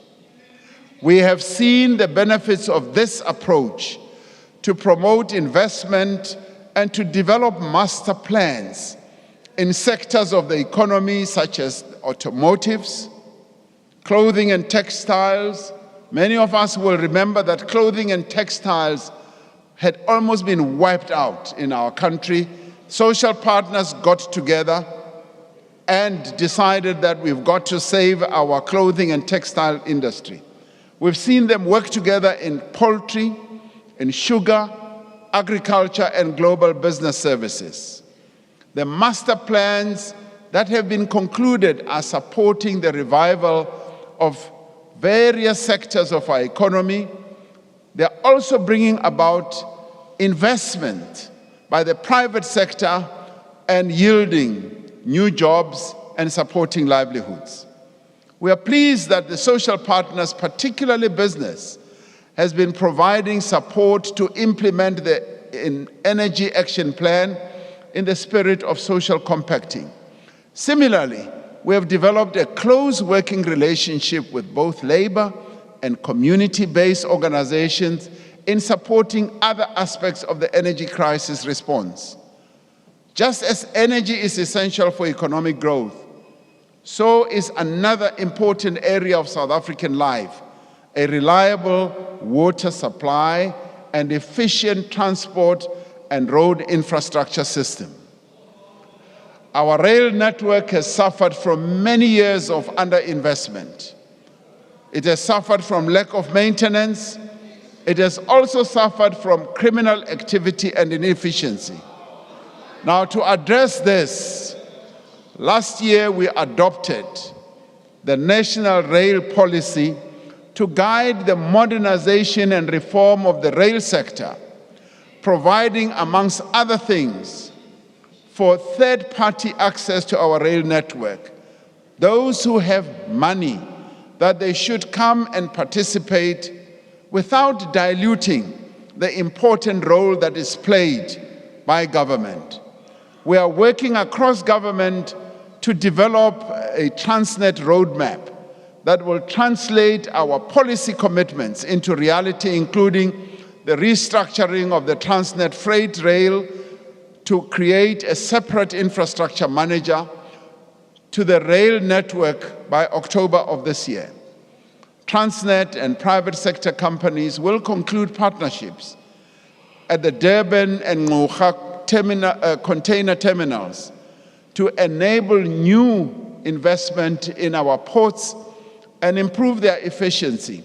Now, this will help our ports to regain their global position as some of the most efficient ports once again. There has been great success, for instance, in repositioning Port Elizabeth Automotive Terminal, which has more than doubled its capacity and has already seen an increase in exports. Many more vehicles destined for overseas markets are rolling off the Port Elizabeth Automotive Terminal. Transnet is also rehabilitating its idle locomotives and expanding its fleet. And soon there will be a solution to the challenge that, yes, we've been facing with regard to getting our locomotives to move once again. We have faced challenges in the transportation of commuters on passenger rail, and this has been raised sharply by trade unions with us who represent the working people of our country. Now, following the restructuring that is underway in PRASA, 13 commuter rail lines have been reopened, significantly reducing the cost of travel for many workers.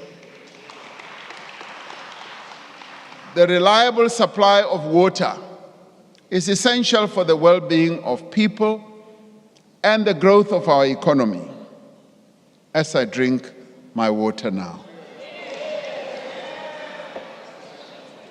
Now, to ensure water security now and into the future, the Department of Water and Sanitation is leading the process of investing in major infrastructure projects across the country. And the Water Department, the Water Ministry, has a deep knowledge of the water network throughout our country. And they've already made out plans for various water systems in our country and what we need to do. Now, after being delayed for several years, full-scale construction works for the Lesotho Highlands Phase 2 project will commence this year. I will be going to Lesotho with the Prime Minister of Lesotho to go and see the works that are underway. The Lesotho Highlands project is critical for ensuring security of water supply to Gauteng, Free State, Mpumalanga, Northwest, as well as the Northern Cape. Several decades after it was first proposed, and 9 years after a sword-turning ceremony was held, the first phase of Umzimvubu Water Project will start this year, the very coming financial year, which starts this very year.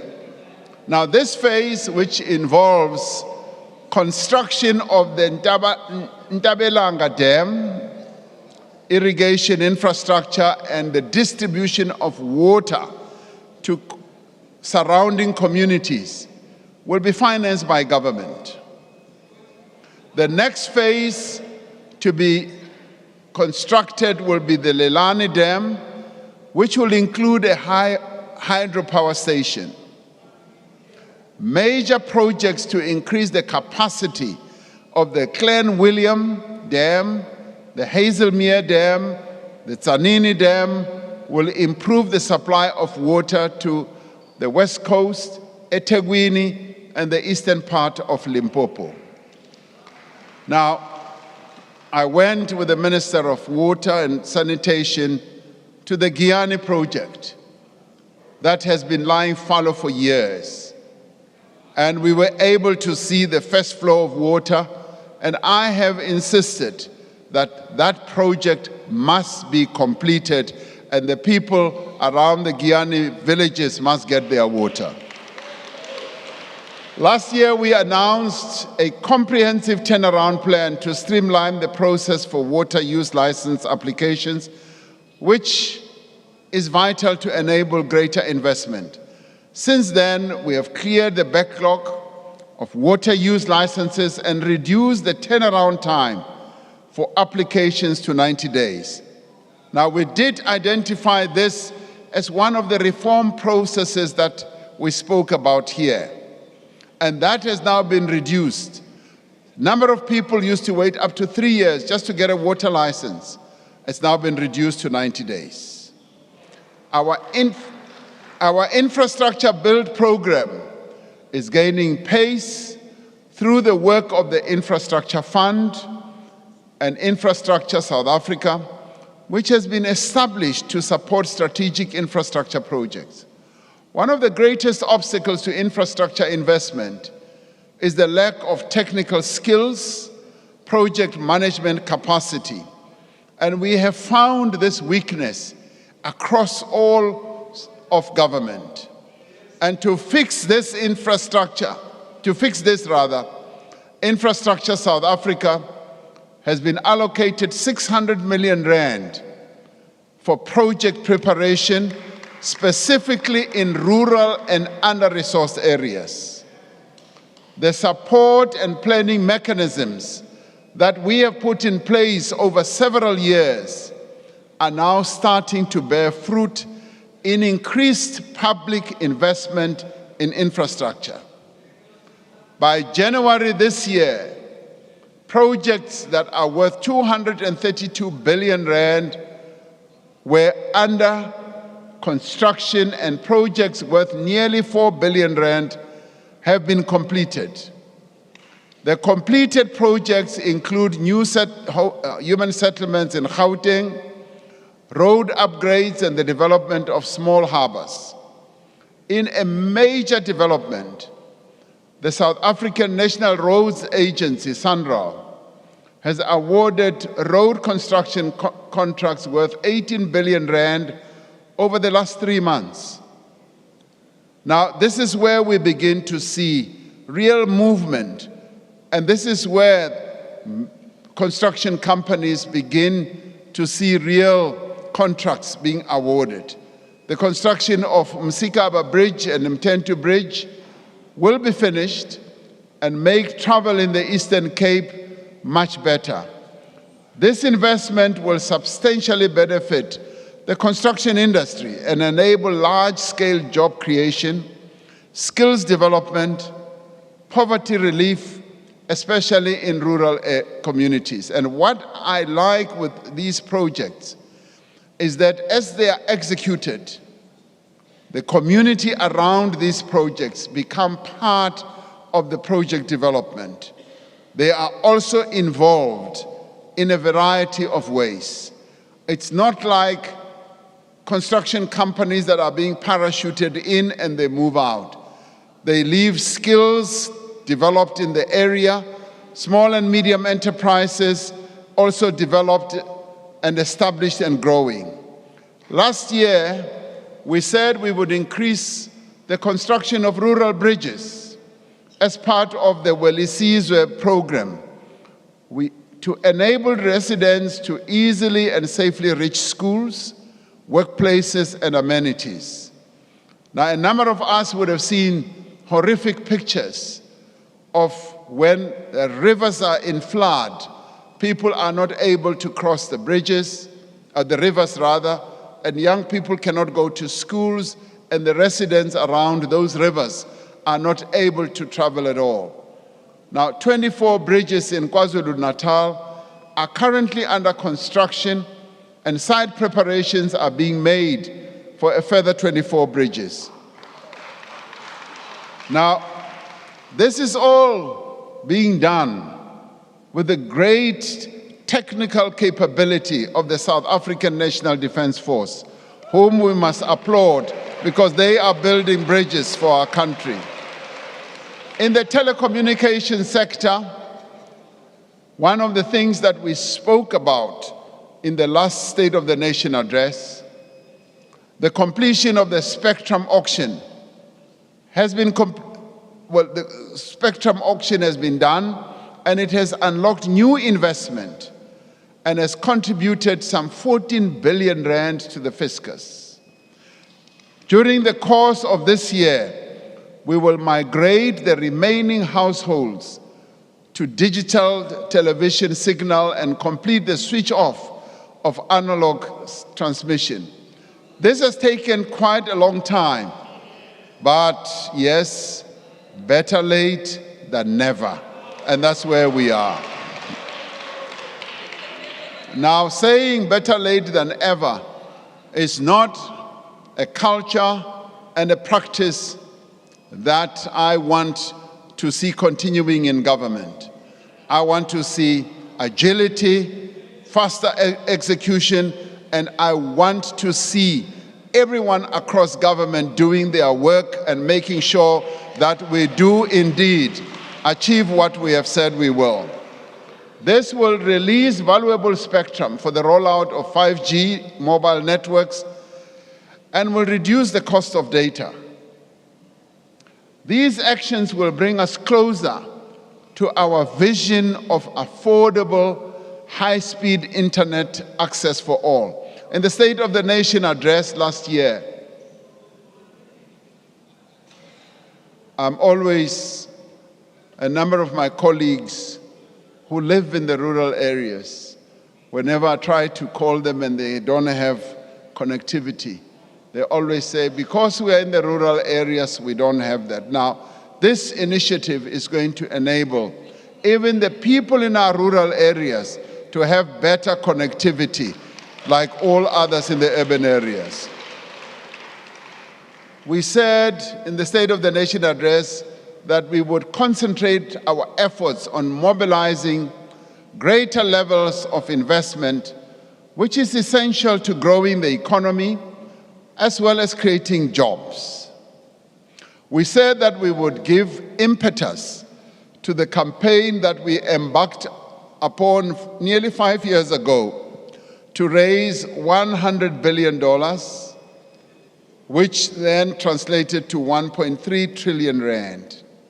Last year, the 4th South African Investment Conference raised 367 billion in investment commitments, bringing our 5-year investment target firmly within sight. Over the last year, many of these commitments have resulted in the companies that made these commitments investing in new factories, call centers, solar power plants, undersea fiber optic cables, the expansion of our 1.2 trillion rand. We will set a new target to mobilize, and this is an investment mobilizing opportunity we have, to mobilize more than 2 trillion in new investment by 2028. Now, the investments that have flowed into the economy to date have contributed substantial increase in local production. These investments have encouraged our efforts to buy local. Last year, I delivered the State of the Nation address wearing a suit and shoes proudly made in South Africa. This evening, I am drinking, and this is the glass. I am drinking water from a glass made in Wadeville last week by workers from Katlehong, Vosloorus, and Germiston. Now, for many years, I can tell you, South Africa has been importing its drinking glasses. Now we are increasingly making them locally. But it's not just glasses. If you go to hospital for an operation, chances, and heaven forbid, chances are that you will receive an anesthetic made in a world-class manufacturing facility in the Eastern Cape. During my state visit, to the United Kingdom last year, a South African firm obtained a license to produce an oral vaccine for cholera for the first time here in South Africa. Now, competition merger agreements have provided for more fuel to be refined locally and more foods to be bought from local farmers. Last year, we committed to unlocking investment in the hemp and cannabis sector. We are moving to create the enabling conditions for this sector to grow. Now, this is an organic sector that our mothers and fathers, grandparents have been involved in many parts of the country. The Department of Agriculture, Land Reform and Rural Development, and the Department of Health will address existing conditions for the cultivation of hemp and cannabis to allow outdoor cultivation and collection of harvests from traditional farmers. Now, this will unlock enormous economic energy in the rural areas of our country, especially in the Eastern Cape, in KwaZulu-Natal and in Mpumalanga, where they've been growing this stuff over many, many years. And this stuff that has supported many children to go to school and university. And you know what stuff I'm talking about. Now, urgent work is being finalized by government to create an enabling environment framework for a whole plant, all legitimate purposes so that we can have complementarity with regard to medicines, food, cosmetics, industrial products, and aligned to international conventions and best practices. This includes the reprioritization of the departmental budgets for sector development and support for traditional black farmers and the alignment of the South African police service enforcement with the regulatory reforms. A growing economy must also be an increasingly inclusive economy. The inaugural Black Industrialist Conference in July of last year showed the successes of black South Africans in producing food, manufacturing that, car parts, furniture, clothing, steel, chemicals, mining products, creating many thousands of jobs and adding to our gross domestic product. We now have almost 1,000 black industrialists participating in the Black Industrialist Program. As an example of the technological prowess of these industrialists, one of the award winners at the conference was Astrofika Technologies, a company co-founded by a black woman, Jesindaba, that provides data solutions for the operation of satellites. She told me that she exports these processes to a number of other countries that launch satellites into space. We have made progress in the last year in achieving greater levels of worker ownership in the economy. There are now more than 400,000 workers who own shares in the companies or firms that they work for. And this has been at the instance of DTCI, which has been nudging companies to move in that direction. Growth and creation of jobs in our economy will be driven by small and medium-sized enterprises, by cooperatives and informal businesses. In other countries, most of the jobs, almost 60%, are created by this level or this category of companies. Last year, we launched the Bounce Back Loan Scheme administered by banks and other financial institutions and guaranteed by the government for companies that need finance to recover from the effects of the pandemic.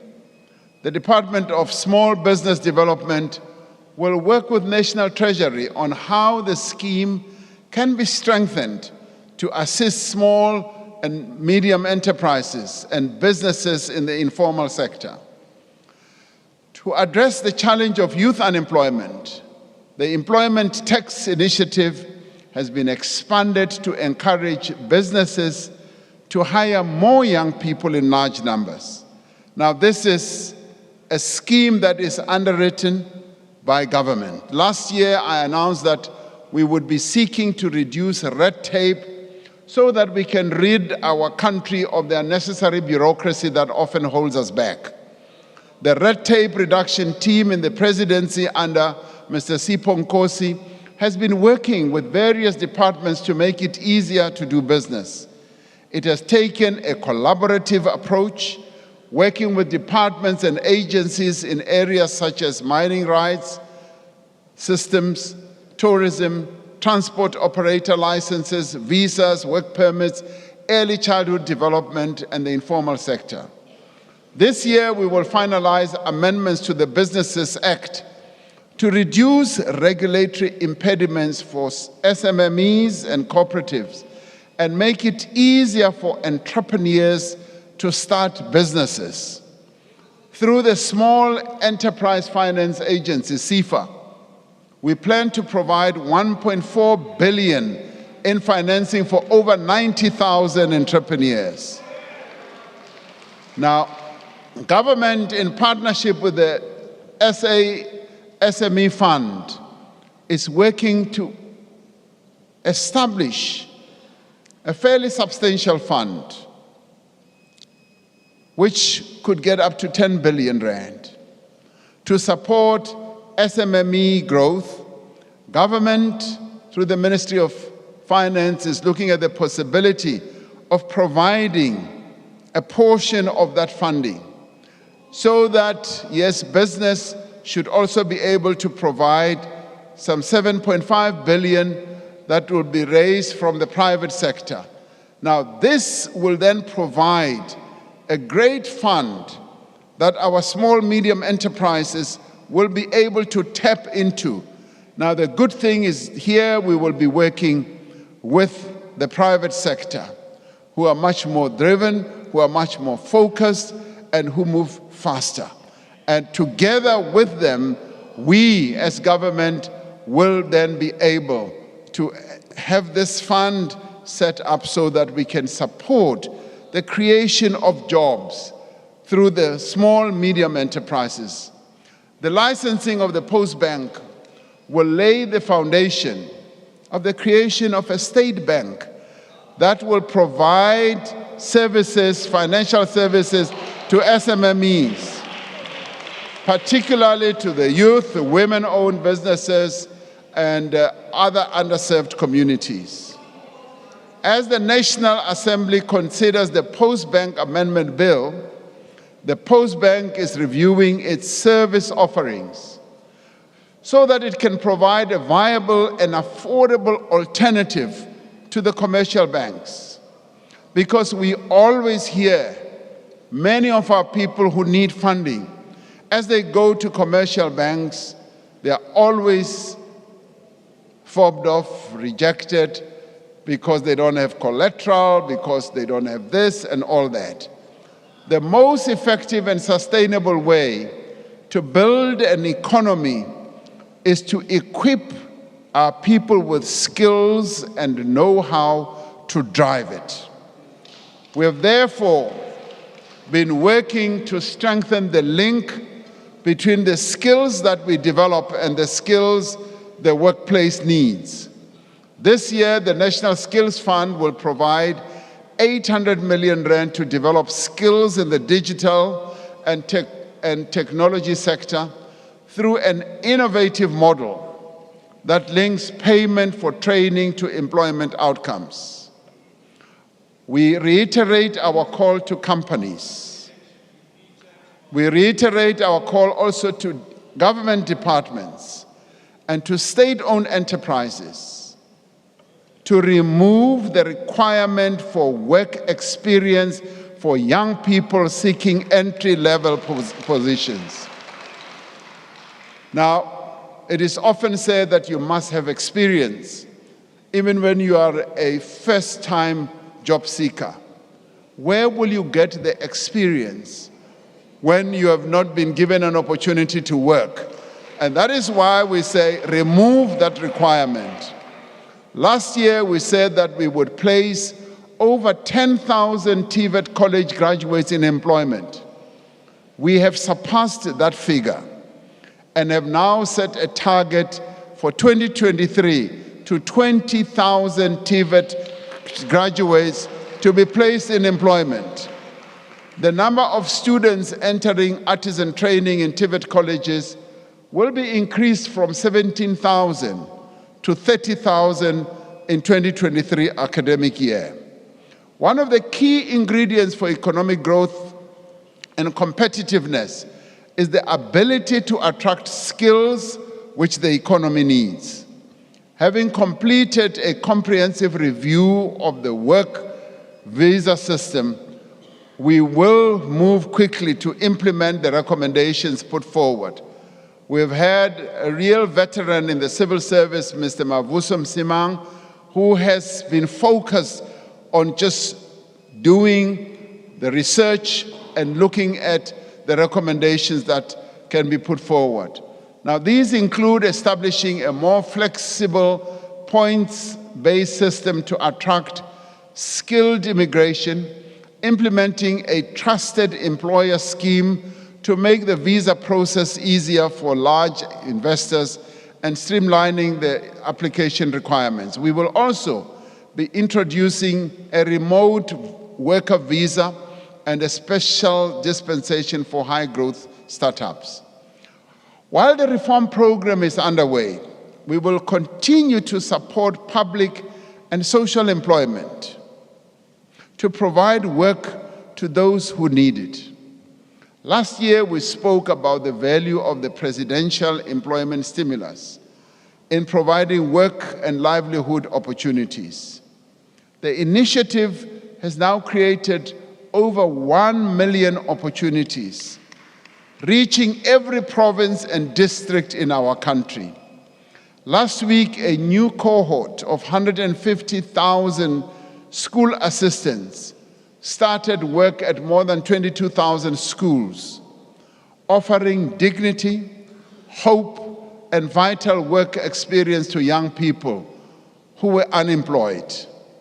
The Social Employment Fund is recruiting 50,000 participants in its next phase to undertake work for the common good, and the revitalized National Youth Service will also create a further 36,000 opportunities through non-profit and community-based organizations.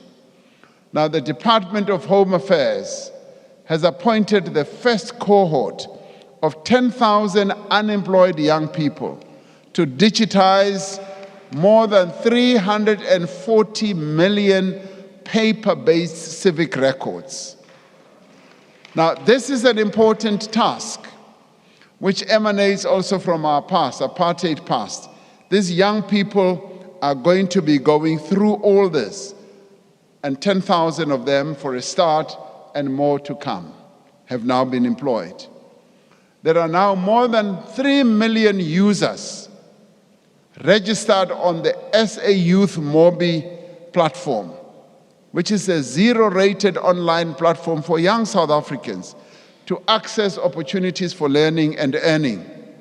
This has been done in close collaboration with the National Youth Development Agency, an agency which continues to provide valuable assistance to young entrepreneurs and to work seekers.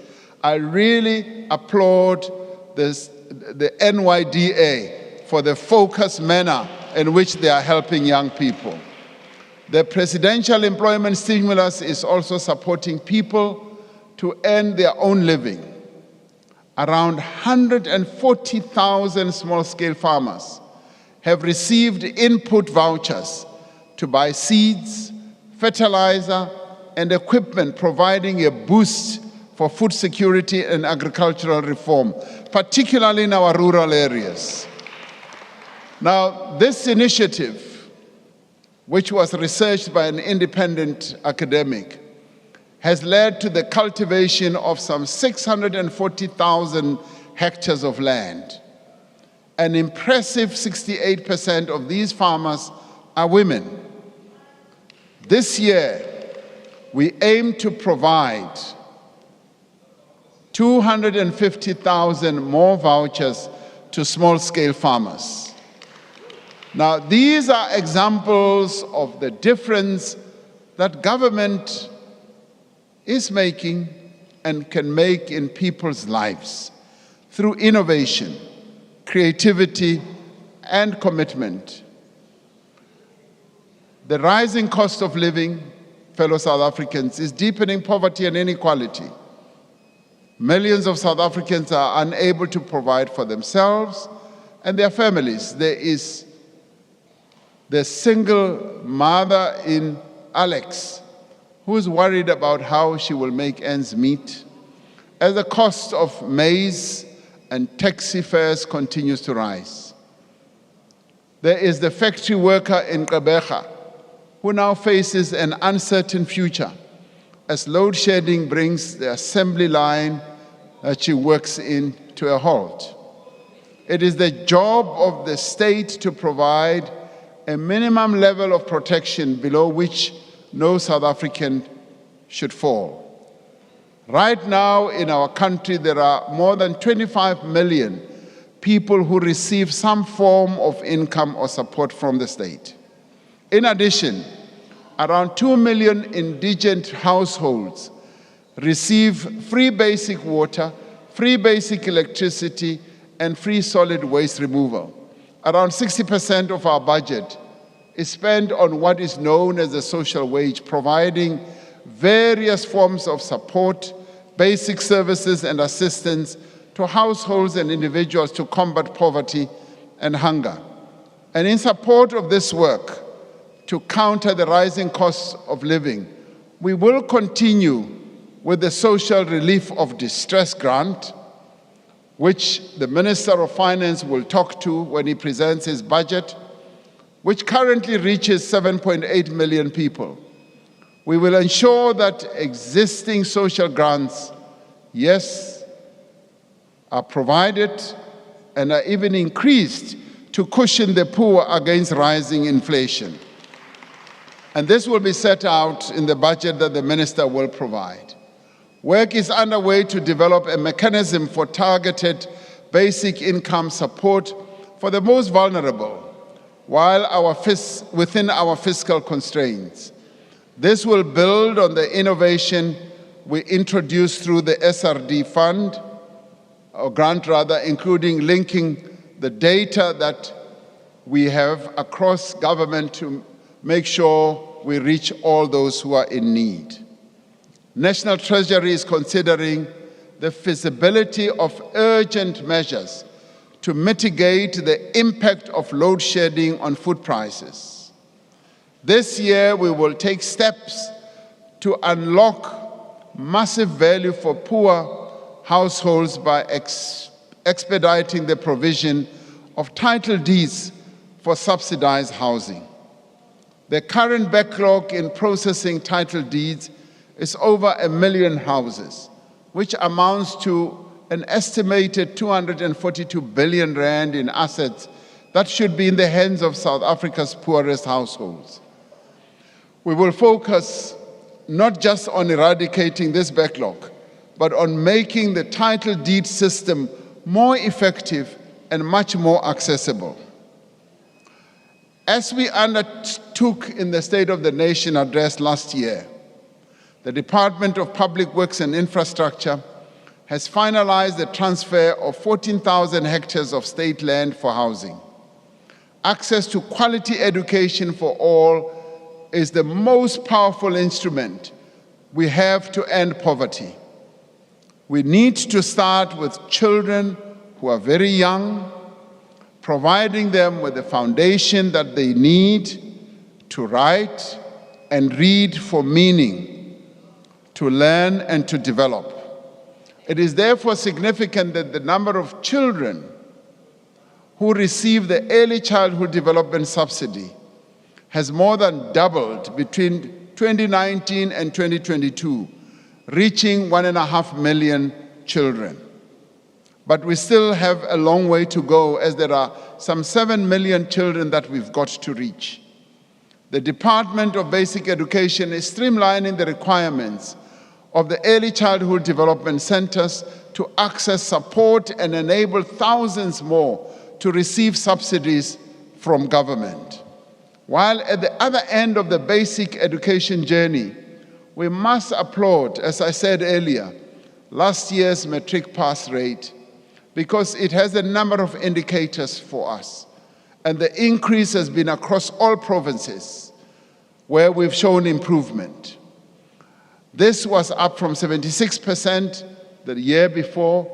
The share of bachelor passes in the no-fee schools, and these are schools that are quintile 1 to quintile 3, improved from 55% in 2019 to 64% in 2022. Now, these are children who come from very poor families, and that is why they are classified as no-fee schools, where government supports their education fully. The improvement that we are seeing is quite phenomenal. This means that the performance of learners from poor schools is steadily improving, confirming the value of the support that government provides to them. What these results reveal is that there is a silent revolution that is taking place in our schools. It's a silent revolution that is underway. As we see these children improving and getting better, schools must be safe and allow for effective learning and teaching.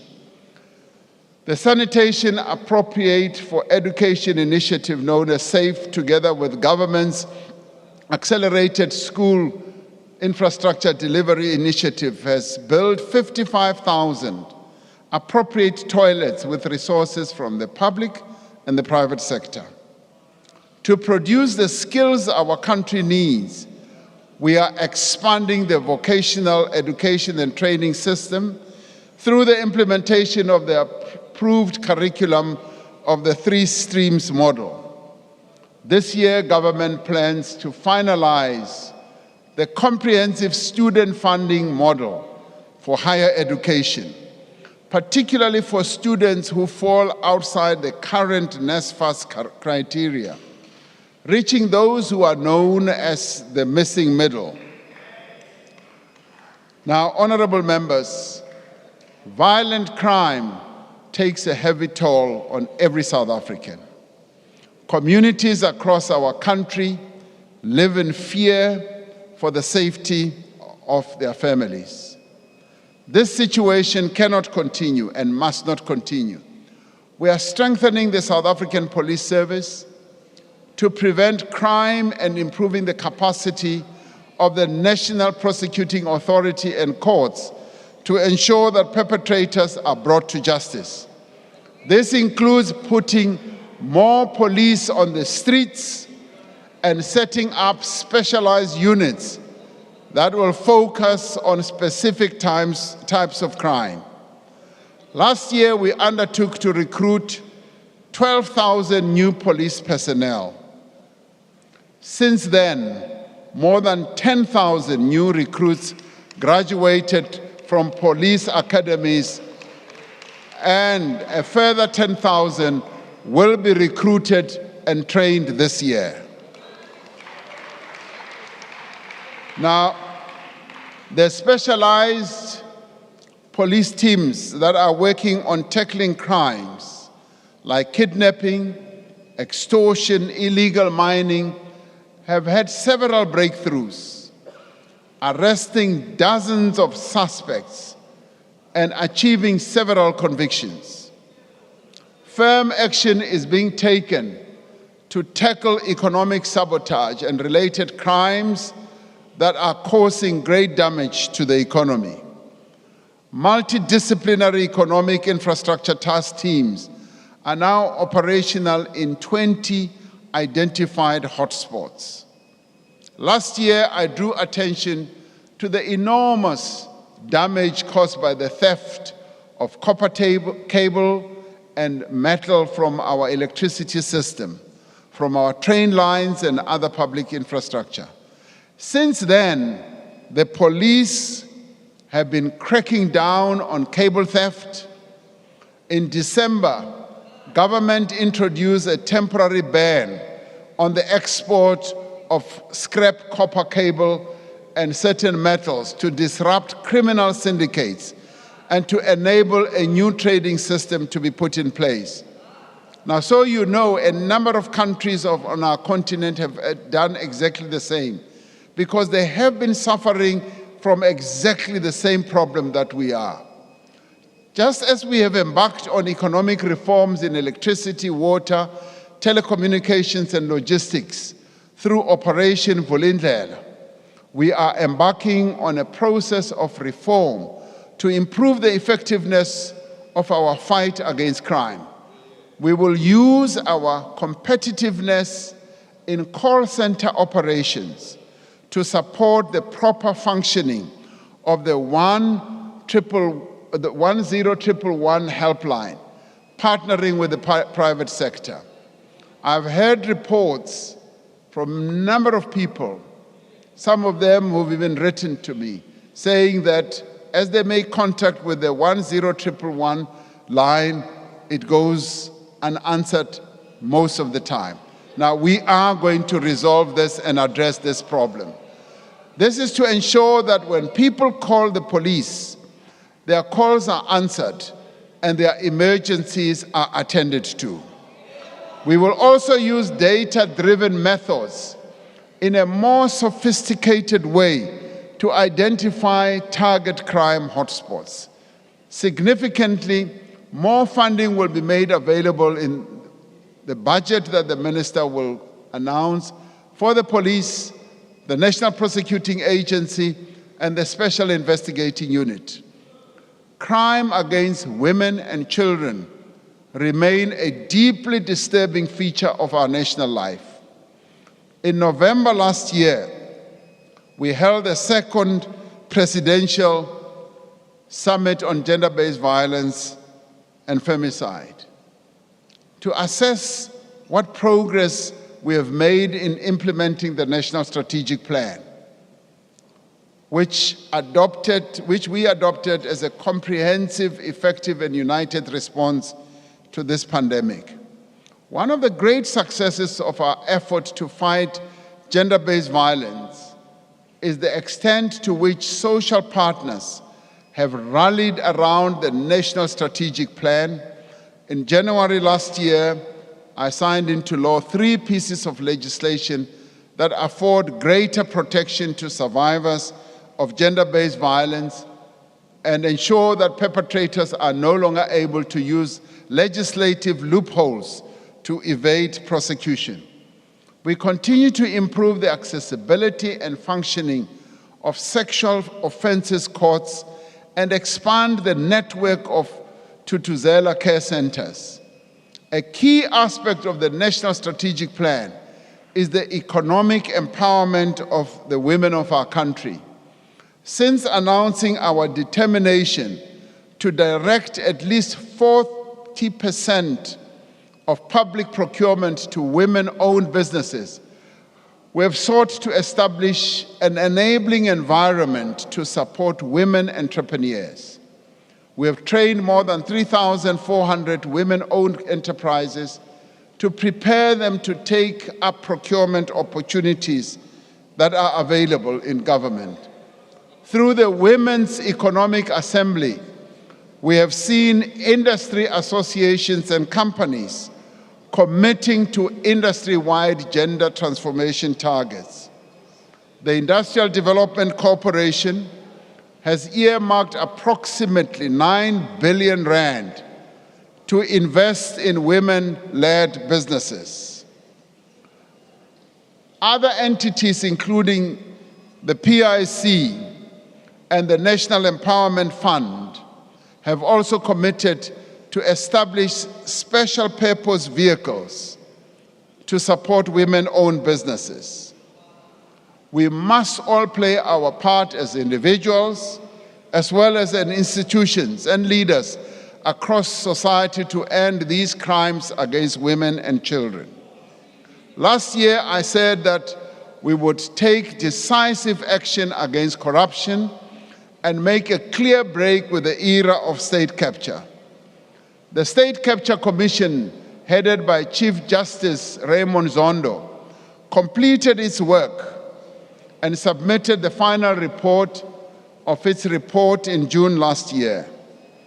As a country, we owe Chief Justice Zondo, together with the Commission and its staff and all those who provided testimony, a huge debt of gratitude for the extraordinary public service that they have shown.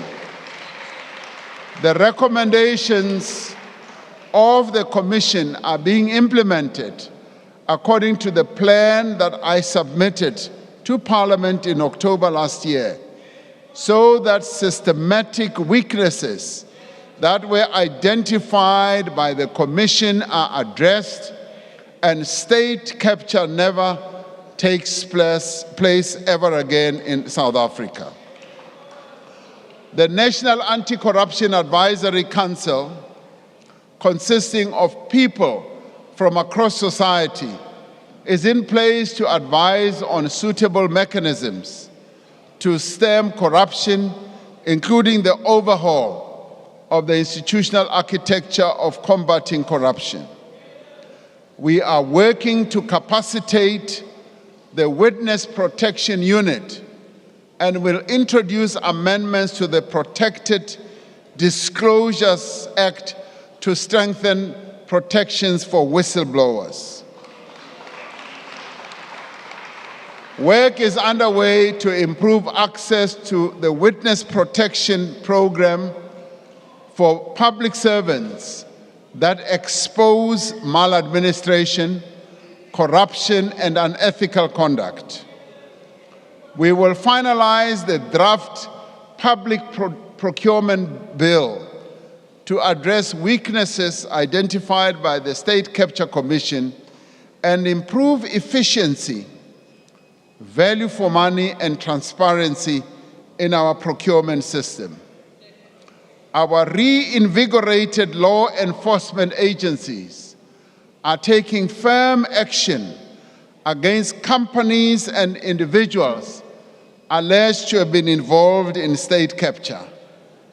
The NPA, the investigating directorate, which I established in 2019, has taken 187 accused persons to court in 32 state capture corruption cases. Over 7 billion rand has so far been returned to the state from state capture cases. To date, 12.9 billion rand of funds and assets have been frozen. This year, the investigating directorate will be established as a permanent entity within the NPA.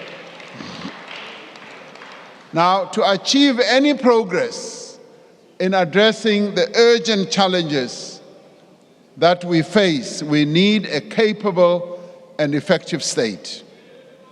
Our greatest weaknesses are in the state-owned enterprises and in local government. Many of our SOEs are struggling with significant debt, with underinvestment in infrastructure, and of course, with the effects of state capture and shortage of skills. We will implement the recommendation of the Presidential SOE Council to establish a state-owned holding company as part of a centralized shareholder-owner model to ensure effective oversight over our SOEs.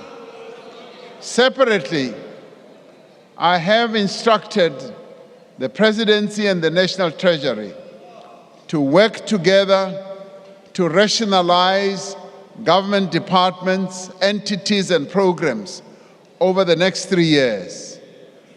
National Treasury estimates that we could achieve a potential saving if we restructure government of some 27 billion rand in the medium term if we deal with the overlapping mandates, close ineffective programs, and consolidate entities where appropriate. The poor performance of many local governments remains an area of concern. Too many of our municipalities, 163 out of 257, are dysfunctional or are in distress due to poor governance, ineffective and sometimes corrupt financial administrative management, and poor service delivery. The government is implementing a number of interventions to address failures at local government and to improve basic service delivery as well. Now, these include enhancing the capacity of public representatives and officials, maintaining and upgrading local infrastructure, and invoking the powers of national government to intervene where municipalities fail to meet their constitutional responsibilities. A professional public service staffed by skilled, committed, ethical people is critical to an effective state and ending corruption and patronage as well as wastage. Now, in response to the State Capture Commission and in line with the framework for the professionalization of the public service, integrity assessments will become mandatory requirements for recruitment to public servants, and entry exams will also be introduced. We are amending legislation and strengthening the role of the Public Service Commission to ensure that qualified people are appointed to senior management positions and to move towards creating a single harmonized public service. Just as we are committed to improving the fortunes of our countrymen and women and to advancing shared prosperity for all, so should be our commitment to achieving a better Africa and a better world. We are greatly concerned at the recent escalation of tensions between Israel and Palestine and call for an end to hostilities for a resumption of the stalled peace process. South Africa expresses its deepest condolences to the people of Turkey following the devastating earthquake that they experienced earlier this week. As a country, we are immensely proud of the efforts of the gift of the givers who have gone out to help those affected by the earthquake. As they go out there, they are flying the South African flag, and we are really grateful and proud of them. We remain deeply concerned about the ongoing Russia-Ukraine conflict and urge all parties to that conflict to cease hostilities and seek a peaceful solution through dialogue. South Africa's fortunes are inextricably linked to those of our continent and also to the Southern African Development Community in particular. For the sake of our own stability and prosperity, we are duty-bound to pursue interventions that will bring peace, stability, and development in our continent and in our own sub-region. We will continue to get involved in the peace efforts that we need to get involved in. We will continue to expand trade and investment opportunities with our global trade partners, and will look to attract investment and financing to South Africa through our participation in multilateral forums such as the G20, which we will host in 2025. This year, South Africa assumes the chairship of BRICS. Our focus will be on collaboration, on sustainable development, the just energy transition and industrialization, and implementation of the African Continental Free Trade Area. South Africa, together with our neighbors in the Southern African Customs Union, will soon finalize our industrial offering on the African Continental Free Trade Areas so that we can start trading. Once fully operationalized, the Continental Free Trade will provide an unprecedented opportunity with regard to economic integration, with regard to growing national economies, and will open up new frontiers and markets for our South African companies. Fellow South Africans, as I conclude, a nation's true character is revealed in times of crisis. A nation is defined by its people, but more importantly, how its people meet the gravest of difficulties. Whether they work together and confront their challenges as one, united by a common purpose, or whether they surrender to the problems before them. That is what defines a nation. We are a nation seized with the challenges of the present. Before, we are also a nation striving to fulfill the promise of our future. When we took our first steps in our road to democracy, we had a clear vision of where that road would lead us. We saw a country in which all people would be equal.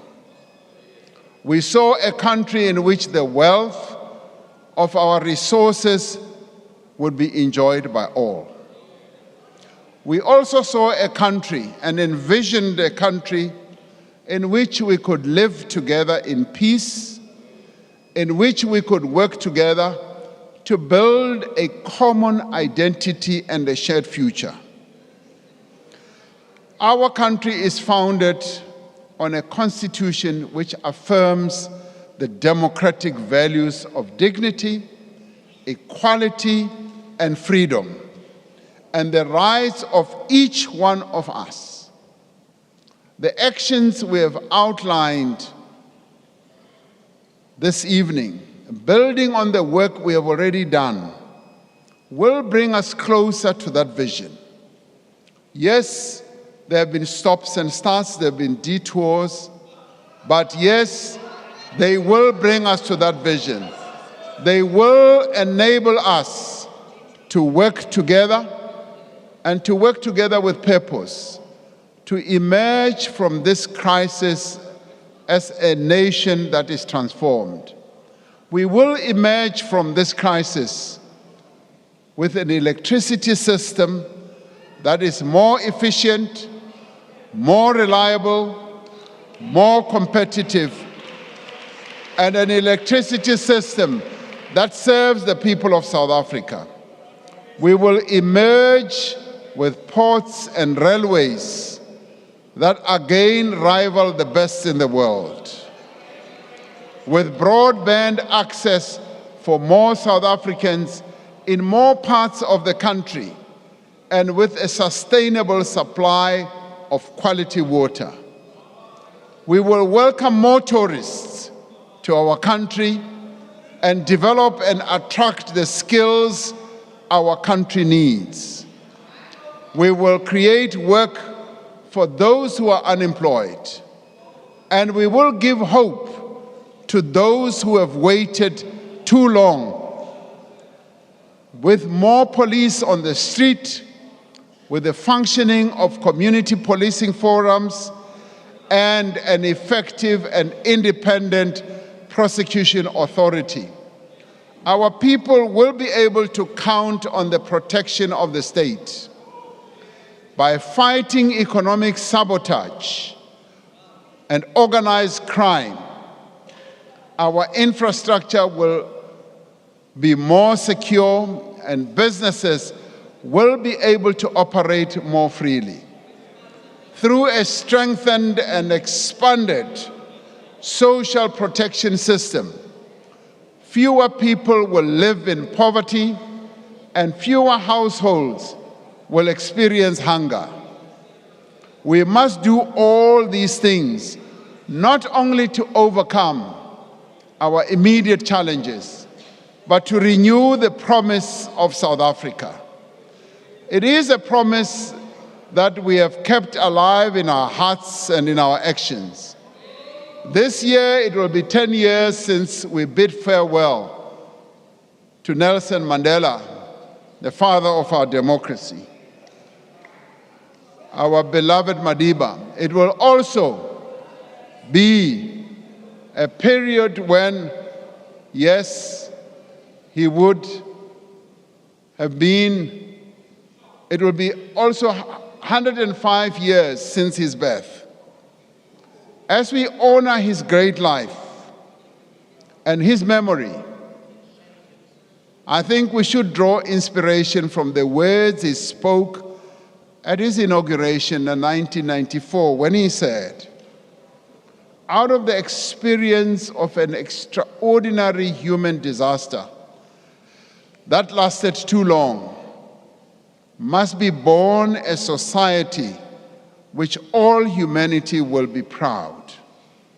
Our daily deeds as ordinary South Africans must produce an actual South African reality that will reinforce humanity's belief in justice, strengthen its confidence in the nobility of the human soul, and sustain our hopes for a glorious life for all," close quotes.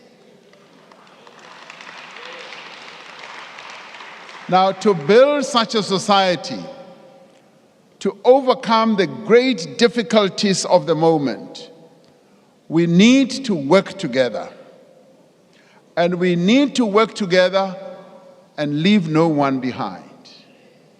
And we need to stay the course. We need, as a nation at this time more than at any other, to reveal our true character. We need to work together and, as I said, leave no one behind. I've often asked myself, as president, and asked myself, why am I doing this job?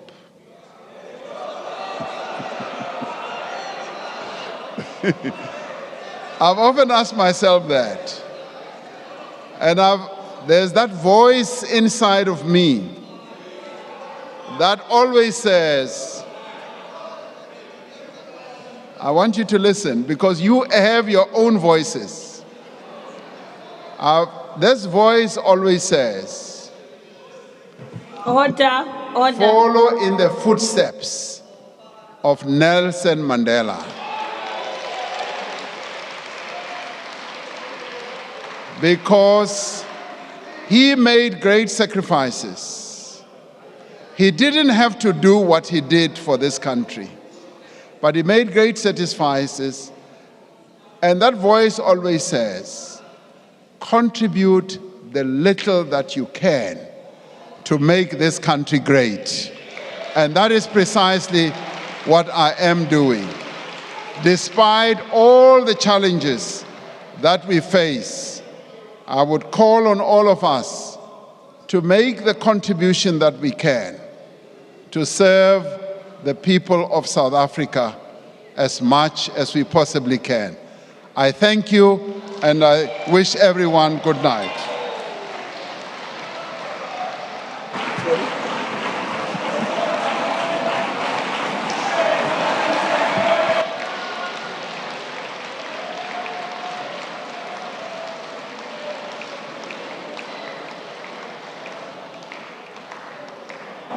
I thank you, Mr.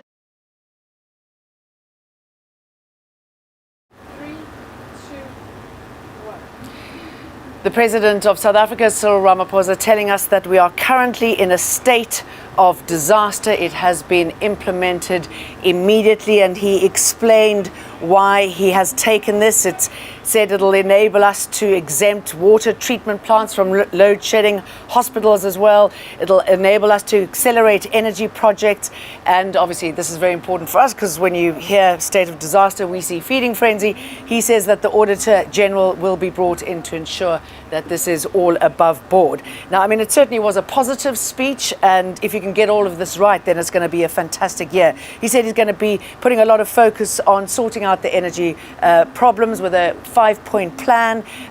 Water for all, bridges are going to be built. He's going to be focusing on police renewal, adding more people to the force and getting that right. He's also talking about green technologies when it comes to fighting climate change. There were some funny comments coming through, people saying, you know, why didn't he say this a lot earlier? And if there is a minister of electricity, what about a minister for potholes? So, you know, he also said that he's going to be tackling local governance and ending corruption and patronage. So we wish him the best in achieving all of that. And obviously this was delayed in the beginning by some severe heckling by the EFF, who were eventually thrown out. Let's cross over to Tsidi Madia, who is getting reaction outside. Also look at Freedom Front, ne? Voter vessels. Can you still hear me, Ruth? Just making sure it's still connected. Right? Are we on CD now? Are we on CD? Are we on CD? Okay. Okay. Hi, welcome to an Eyewitness News Special. My name is TD Madia, Associate Editor for Politics at EWN. I'm coming to you at the Parliamentary Precinct. I did say earlier on when we started our special broadcast that for today, this is Parliament. Of course, I'm standing at the Grand Parade across from the Cape Town City Hall. I am speaking to different people to make sense of what the President said. We wanted a lot from the President. Big takeaway, state of disaster starting with immediate effect. Big takeaway. There'll be a Minister of Electricity. I am getting reaction from different players here. Joining me at the moment is COSATU's Matthew Parks. He's the parliamentary representative for COSATU. Matthew, thank you so much for joining us. Coming into the State of the Nation, COSATU, as an alliance partner of the ANC government, had a list of things that it wanted to see. Listening to the President today, what was your takeaway? Sure. Look, there's some good things. There's some things we need to get further clarity. There's some things we need to see money being allocated to and more detailed timeframes in the budget speech. So we do welcome the commitment to extend the presidential promised stimulus. This helped over 500,000 young people find work. We think it needs to be increased to at least 1 million active participants by February, 2 million by October, but there's some positive discussions. It's positive the President has agreed to our call to extend the SOD grant to see how can we link it to the food poverty line. Again, further details are needed in the budget speech. How and when will that be done? We do welcome the state of disaster with regards to the electricity crisis. That's something we've been calling for the President to do.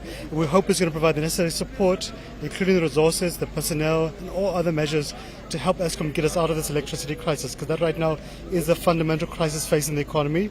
We can't grow the economy with 10 hours of load shedding. We can't reduce unemployment with 10 hours of load shedding. So that's positive.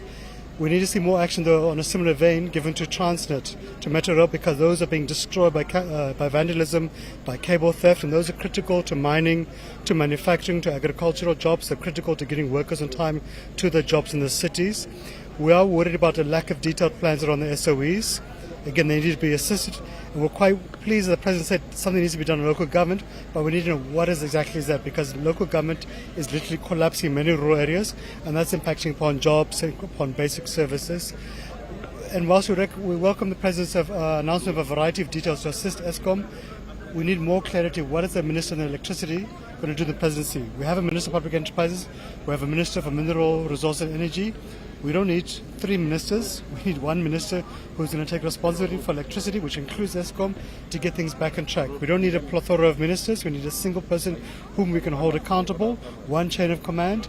But we'll have to get more details from the presidency because he must still announce a reshuffle of the cabinet, and we hope we'll get some clarity in the next few days around that. That confusion around the Minister of Electricity, when he then says the Minister of Public Enterprises will remain the shareholder, what is your understanding of that, where you'll have somebody, and I mean, you said now you don't need a plethora of ministers, but you're now hearing this new appointment that's also going to a presidency.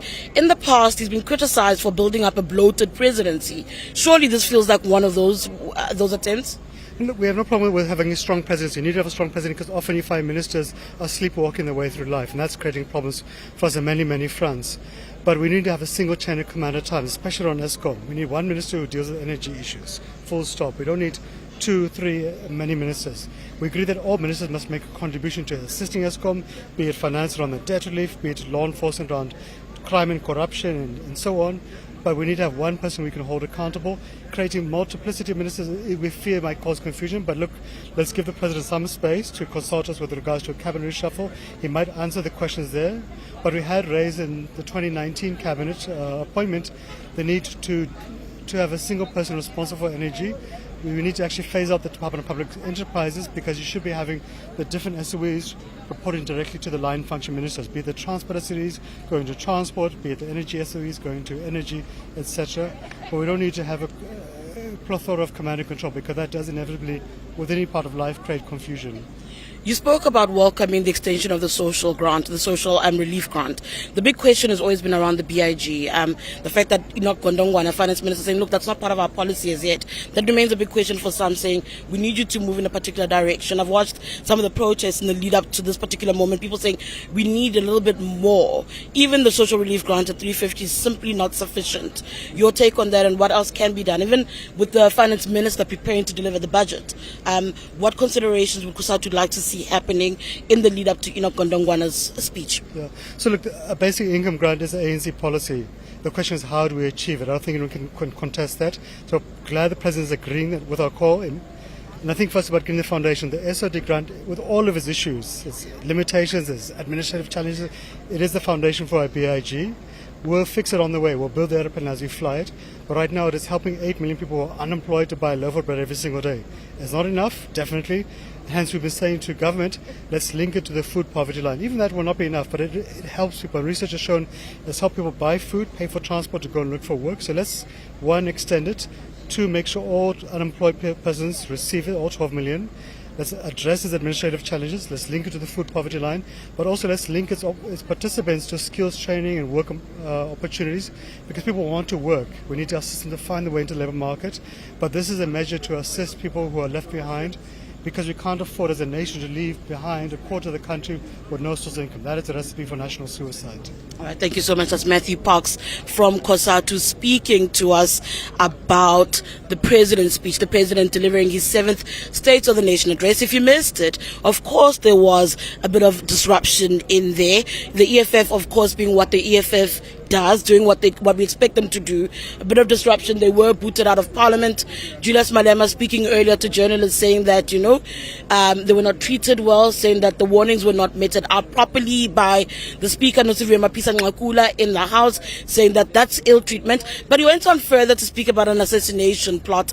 But you also then had the ANC's Hope Papu coming out to speak to journalists saying that that's not necessarily the truth, speaking about the EFF's behavior, saying that, at some point they felt that they were going to be charging upon the area where the president was, and there was the big skirmish that happened earlier on. I don't know in South Africa if there's a SONA since the EFF's existence without any drama. But I don't think it lasted long. As I'm speaking to you now at the moment, I am in the parliamentary precinct where we'll be speaking to different leaders. They are trickling out at the moment. The president has just concluded his speech. And of course, the big story of the day has got to be that Minister of Electricity, but also state of disaster. A lot of clarity still required there. In that speech earlier, I heard the president speaking about government, the reconfiguration of government, saying that that will happen in due course. As journalists, I can tell you now, we have been waiting. Every weekend, I wait on a Sunday to see whether or not indeed now is the weekend where I'll work overnight because there'll be a cabinet reshuffle. It seems like that's well on the way because there will be an electricity minister that is in the president's office. Another interesting tidbit I think I took away from the office, the issue of 10,111. In South Africa, where crime is rampant, what you often hear from citizens is the fact that they call 10,111 and that call center is not necessarily working. The president said that they will work on that, speaking about private partnerships in order to resolve them. And I think that speaks to a speech he gave a few days ago at the Mining Indaba about wanting to work together with the private sector. It's something that you can trace back to some of his speeches. That's what we've been listening to. I am coming to you from the parliamentary precinct where the president has just concluded his speech. People are slowly trickling in. I don't know if you can pan the camera a little bit. There's very little movement around me. A lot of journalists, as you can see, are waiting for the politicians to make their way in so that we can get their thoughts and their views on the speech. Were they impressed? Were they not impressed? They're trying to gather themselves, that's members of the media that you're seeing there, trying to gather themselves and to figure out who can they grab, who can they speak to get a sense of what is happening. I see IFP's Velinkosi Tlabisa walking past. Hopefully we'll get his views later on as well to see what's impressed the IFP. Are the plans of dealing with crime and corruption, the progress that's been made over the past year, is that sufficient enough? Are they impressed with that? Some of the investment issues that he put on the table, speaking about his investment conference and how much they've been able to bring in, and the vision towards making sure that we get trillions into South Africa's economy through commitments all the way up to 2028. I am moving throughout the precinct. I'm moving to where all the other journalists are, where we can see who we can grab, get their views on the speech, see if they are impressed. He spoke a lot about youth unemployment, but I think for a lot of people, the president needed to start with the issue of electricity, and he kind of jumped right into it. And I saw a few people, including my colleague Mandy Weena, saying that he struck the right tone by immediately addressing that particular issue. As I said, for me, the speech was meant to be a single issue SONA, where at the heart of it, where the issue, in all honesty, should have been about electricity. I am looking around. As I said, the politicians are trickling in. There are few and far in between. We're going to grab who we can. I saw members of the Freedom Front Plus coming in earlier, and we're hoping to get their views so we can see what they made of the speech. Were they impressed? Did the president strike the right tone? Did he make sense? Do you believe in where he's taking us or not believe where he's taking us? Good afternoon, sir. How are you? I'm fine, thank you. Thank you very much. Thank you. You are on Eyewitness News. Please can I have your name and surname, please, and the position? My name is Honorable Hanif Hendricks, Member of Parliament and leader of Al Jamaa. Hanif, thank you so much for joining me. The president jumping right into the big issue of the day, what's hampering this economy, the issue of electricity. Your take as Al Jamaa? Well, I wasn't surprised that the president is going to appoint a Minister of Electricity because the cabinet ministers responsible for that have let the country down. So what the president does, he has a parallel cabinet in the presidency. And this is another appointment. So the president is very proactive. If he sees that ministers are not performing, don't make the cut. And here load shedding has been a tremendous harm to the country, to the economy. So now we applaud this appointment of a Minister of Electricity. But we hope this tendency of the president... Sorry, there is a chopper flying past. It is a very busy area here in the precinct. People are trickling out. People are starting to make their way out. So every now and again there'll be a noise like that. Sorry, Hanif, continue. Yeah, look. South Africa can't have two cabinets. A cabinet, a normal cabinet, and also a parallel cabinet in the presidency. More and more people are now working in the presidency because cabinet ministers don't make the cut. And certainly they did not make the cut when it came to electricity. So we applaud the president that he has now appointed a Minister of Electricity. He already has a task team. He already has a task team in the presidency to deal with electricity, and we feel that load shedding will come to an end very soon. The president has exceeded himself and came with a package that will create prosperity for South Africa.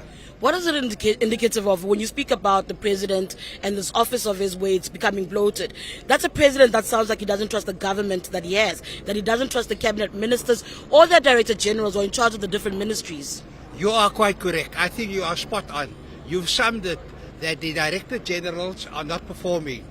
And also the cabinet ministers are there because of the factions in the African National Congress. So in order to make sure that the political party doesn't collapse, the president has to tolerate all these cabinet ministers.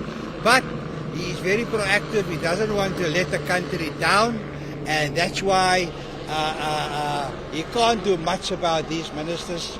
He can't do much about these director generals. So he's appointing a parallel cabinet in the presidency, but we hope that that won't be for long, that we will soon normalize things. But the president wants to settle matters. The president wants to wants to fast track solutions for the country, and we applaud the president. What else stood out for you, Khanif? Excuse me? What else stood out for you from the president's speech? Look, we are very happy that small businesses, and we hope that the townships and the villages will benefit. The president is making available 10 million rand to assist people with business opportunities to take their families out of poverty. And that will be a big boost for young people. He's also introduced what I call full employment for people who leave colleges. Okay, it's only 25,000 now, but very soon there will be full employment for anyone who graduates from a TFET college. But we want the president to also extend it to high school students. He's had a go with it when it came to assisting teachers after the COVID pandemic. So Al-Jamaa will support the president with his initiative to have full employment for high school learners and TVET colleges, but he must also extend that to our graduates. Too many graduates are unemployed. All right, thank you so much. That's Khanif Hendricks from Al-Jamaa sharing his thoughts on the speech. Speaking of local municipalities and local government, the president saying there that public enterprises as well as cooperative governance, local government, are the weakest ministries that he has. Speaking about the state of a lot of our local municipalities, saying that at least over 136 are in bad shape out of the 200 odd that exist. That's part of the problem. That's part of the issues that the president says will have some attention. There will be some interventions at dealing with that particular issue. As I said to you, I'm coming to you from the precinct. There is now a lot of movement. If I look around, there are political leaders everywhere. I see Tourism Minister Lindiwe Sisulu. You know she's controversial, so we will absolutely grab her. Thank you so much for joining us. I'm not going to call you controversial for nothing. I will move beyond that. Let's speak about the president's speech. Your greatest takeaway. My greatest takeaway is that I don't know how he managed to incorporate all of government into one speech, but it was a very comprehensive speech, touching on most of the, hot issues that we need to deal with. And you can see from the length of the speech and the issues that he's talking about that this government has a lot to do. And we're going into an election period next year, so I think it was a very necessary kind of assessment of where we are, and each one would be, able to see how far we're going to get to before next year. Last year, tourism was left out of the State of the Nation address. Yes. It is a key industry. It does bring in revenue to the country, much needed money to the country. Yes. Are you satisfied with where he went as far as your sector? Did he go anywhere near it? Are you satisfied? No, he did go into it. And I think that for me, it was a happy ending. Look, the economy is driven by certain aspects of our departments. I'm one of those drivers of the economy. I bring in revenue into the economy out of tourism. So we invite tourists. We want to make sure that they enjoy South Africa. We want to showcase South Africa. It's a beautiful country with beautiful people like you. Smile. This is true. This is true. I don't want to go into Tottenham Hotspur, but I want to ask you, he speaks about a government reconfiguration. Yes. Are you comfortable where you stand that you'll continue to serve? You've been pitted by many as a minister who actually should fall off the wayside. What are your views? Well, I got that question before. I wasn't born to be a minister. I was born in the ANC and I will die in the ANC. I'll continue serving the ANC and nobody can kick me out of there or even invite me into there. It's a birthright that all of us black people have. You're either in or you're. And if you are left out, what are you going to do with your life going forward? I have the ANC. That's why I was saying that I was born in the ANC. That's a home that I will retire into and make sure that we can bring as much, value for what was fought the for. Governing party. And what was fought for by our people. All right, thank you so much. That's Minister Lindiwe Susulu speaking there about the State of the Nation addressing. She doesn't know how the President found the space to include all of the different departments and all of their different needs. Joining me now it's getting very busy here at the precinct, is the UDM leader Bantu Holomisa. We spoke to you a little bit earlier on. You spoke to Eyewitness News earlier on about expectations. Have your expectations been met? Was this a speech that you wanted to hear? Did it strike the right tone? The speech is not different from the speeches we have had before. But what has let the President of South Africa down and the South African government is the lack of implementation of his lofty ideals.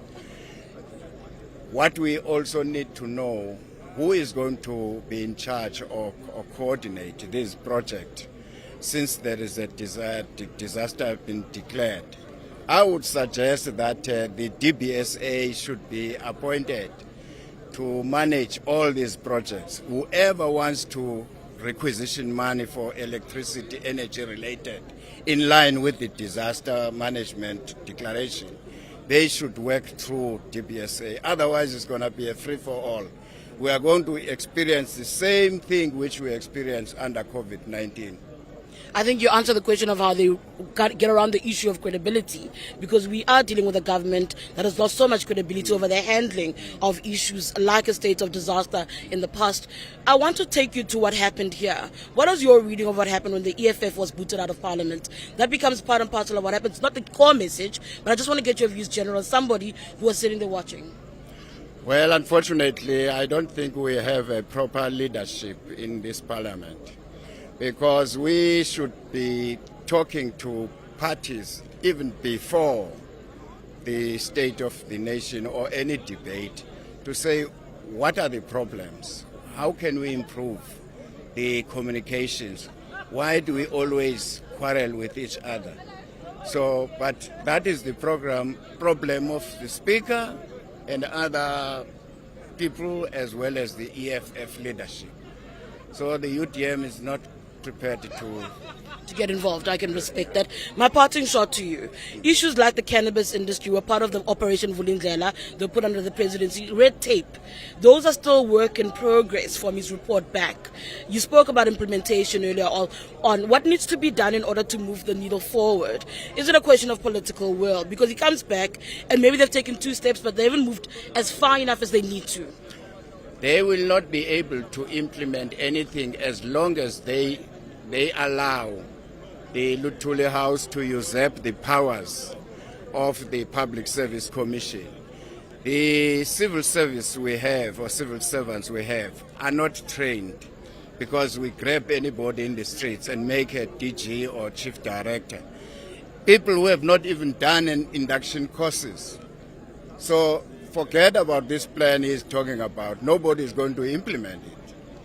All right, thank you so much. That's General Bantu Holomisa walking away saying the issue is implementation. He's not the first one to say it. I doubt he'll be the last one to utter those words, saying that as far as the president's plans are concerned, we're hearing a repeat of what we've heard before. The problem with the president is implementation. That's what South Africans want to hear. I see Minister and the President, Mondli Gungubele, walking towards me now. Now, the minister yesterday spoke about hope and working together, and our unity was the answer. Mondli, thank you so much for joining us. Let's speak about the message. Yesterday, you spoke about Rassi Erasmus and working together. Today, we listened to the president, and in essence, he kind of repeats the line of not leaving anyone behind. Please tell me, from the words of the minister and the presidency, what your takeaway was. Regarding? Obviously, the president's speech. That's the only reason why we gathered here, Mondli. No. I think City, the president has touched a number of critical areas. He dealt at length with the issue of employment, both from the point of what has been achieved and what is still to be achieved. The president dealt with the issue of poverty, and then especially with the issue of social wage, which is 60% of our budget, and what work is being done there. The president, of course, dealt with the issue, I think it's employment, and then poverty, and then inclusion. Also, the president dealt with a lot of economic interventions, infrastructure, and more critically, huge investment, which is unprecedented with regard to the project preparation capability, where he says about 600 million is being deployed. Because what has actually been realized over years is that a lot of things that actually make our infrastructure projects to collapse is because the ratio of expenditure to the amount of a big project in terms of giving capacity, that has always been left out, in particular in rural provinces and rural municipalities. How does the president explain the contradiction of saying that he's adding another ministry to the presidency, that's a minister of electricity in the presidency, yet he speaks about how a lot of these tasks are actually they're repetitions, and that you can cut down the money, at least 27 billion, he said, that if you deal with that and you work around dealing with the contradictions and where you have repetitions of ministries. I think my phone is not here, but he spoke about the repetition. And for me, if you're worried that there are duplications in your system, yet you continue to bloat your presidency, there is a problem. That's a contradiction, surely. Usually, in any situation, let me use employment as a good example. Every year, there's a loss and creation of employment. But our target is that we must create the net results. The fact that you are increasing employment doesn't mean that you're not losing employment. What am I trying to say? If the president is going to rationalize, the degree of rationalization may not mean that there will be no new ministries, but what is going to be observed and critiqued is the ultimate structure. I can give you an example. Let's say the president wants to reduce ministries. He may actually create one ministry and reduce 3 ministries. The ministry has Yes, you did speak about reconfiguration, yes. Sure. So in other words, the most important thing now is the purpose of the Minister of Electricity, which is focusing on the magnitude of the electricity crisis. That is what we are more concerned about. And South Africans will be concerned about tender bonanzas as this happens. South Africans will be worried about tender bonanzas. South Africans don't want to see a repeat of what happened with our funds when COVID happened. I hope you heard what the president said. I've heard him in the past, and I've seen what his comrades have done. No, wait a bit. Okay. I'm sure you heard what the president said about the AG. Let me give you an example. He said it about the AG before. No, wait, Cyril. We are from the AG in this, since the disaster in the KZN, from the beginning, worked together with all our structures from the beginning. Everything was started tandemously. As a result, now I can tell you, you don't have scandals reported about what you call the disaster in KZN. The track record of the AG being there in real time, the results are there to account for itself from KZN. We're looking forward for the same situation to continue here. So the issue of AG, if you only critique it in pace of COVID, and you don't only critique it, or you don't go further and look at its performance in KZN Natal, it means you have declared that intervention a failure. Thank you so much. That's Mondli Gungubele, Minister and the Presidency. I do want to pan your route. I have a lot of other guests coming in as we are continuing with our coverage. Thank you so much for joining me, sir. For our viewers, name and political party, please. I'm Dr. Pieter Groenewald. I'm the leader of the Freedom Front Plus. Thank you so much, sir. Your takeaway from the President's speech, were you impressed with the interventions around the issue of energy? No, we are not impressed. And like we've predicted this morning, we said that there's not going to be anything new. He's now appointing a new minister for electricity. We already have 2 other ministers also have to deal with the problem. And the President himself admitted that they don't have any new plan. In fact, he himself said the plan they submitted last year, July, is still the same plan. But the situation worsened. So it is quite clear they don't have a solution. And I say that the new Minister of Electricity, whether it's a he or she, will really have to spark to make a difference as far as that is concerned. The immediate declaration of a state of disaster is something that the ANC government wanted, the party itself wanted, feeling that that's the only way forward. Are you in agreement with that view at least? No, we're not can I say, at ease with the new state of disaster. Firstly, the minister is a disaster of her own, and we saw that with the COVID-19.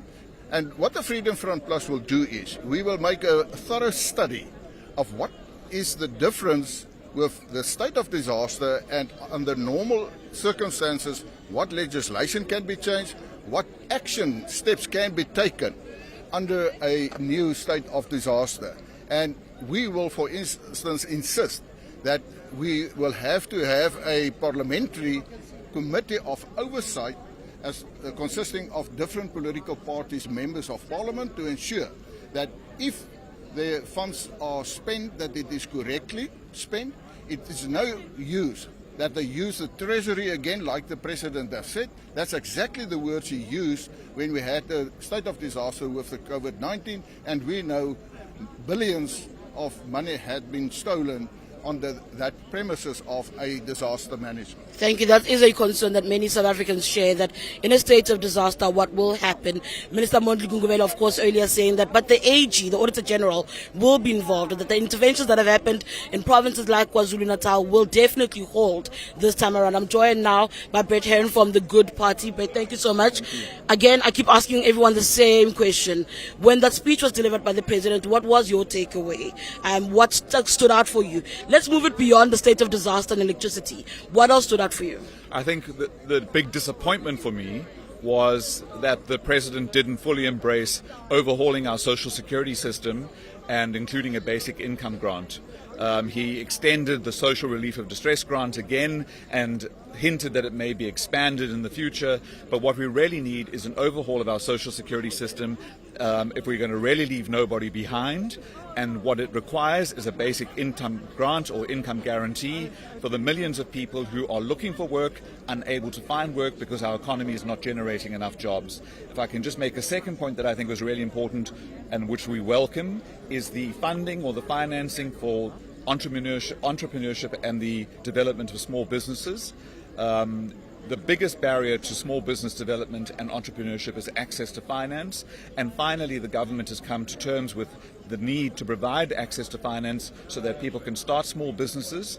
The World Bank has told us that if we reach the entrepreneurship rate of our peer countries like Mexico, Brazil and Turkey, we can halve our unemployment rate. So entrepreneurship and small business development is crucial, and the funding that's going to be allocated to that is welcome.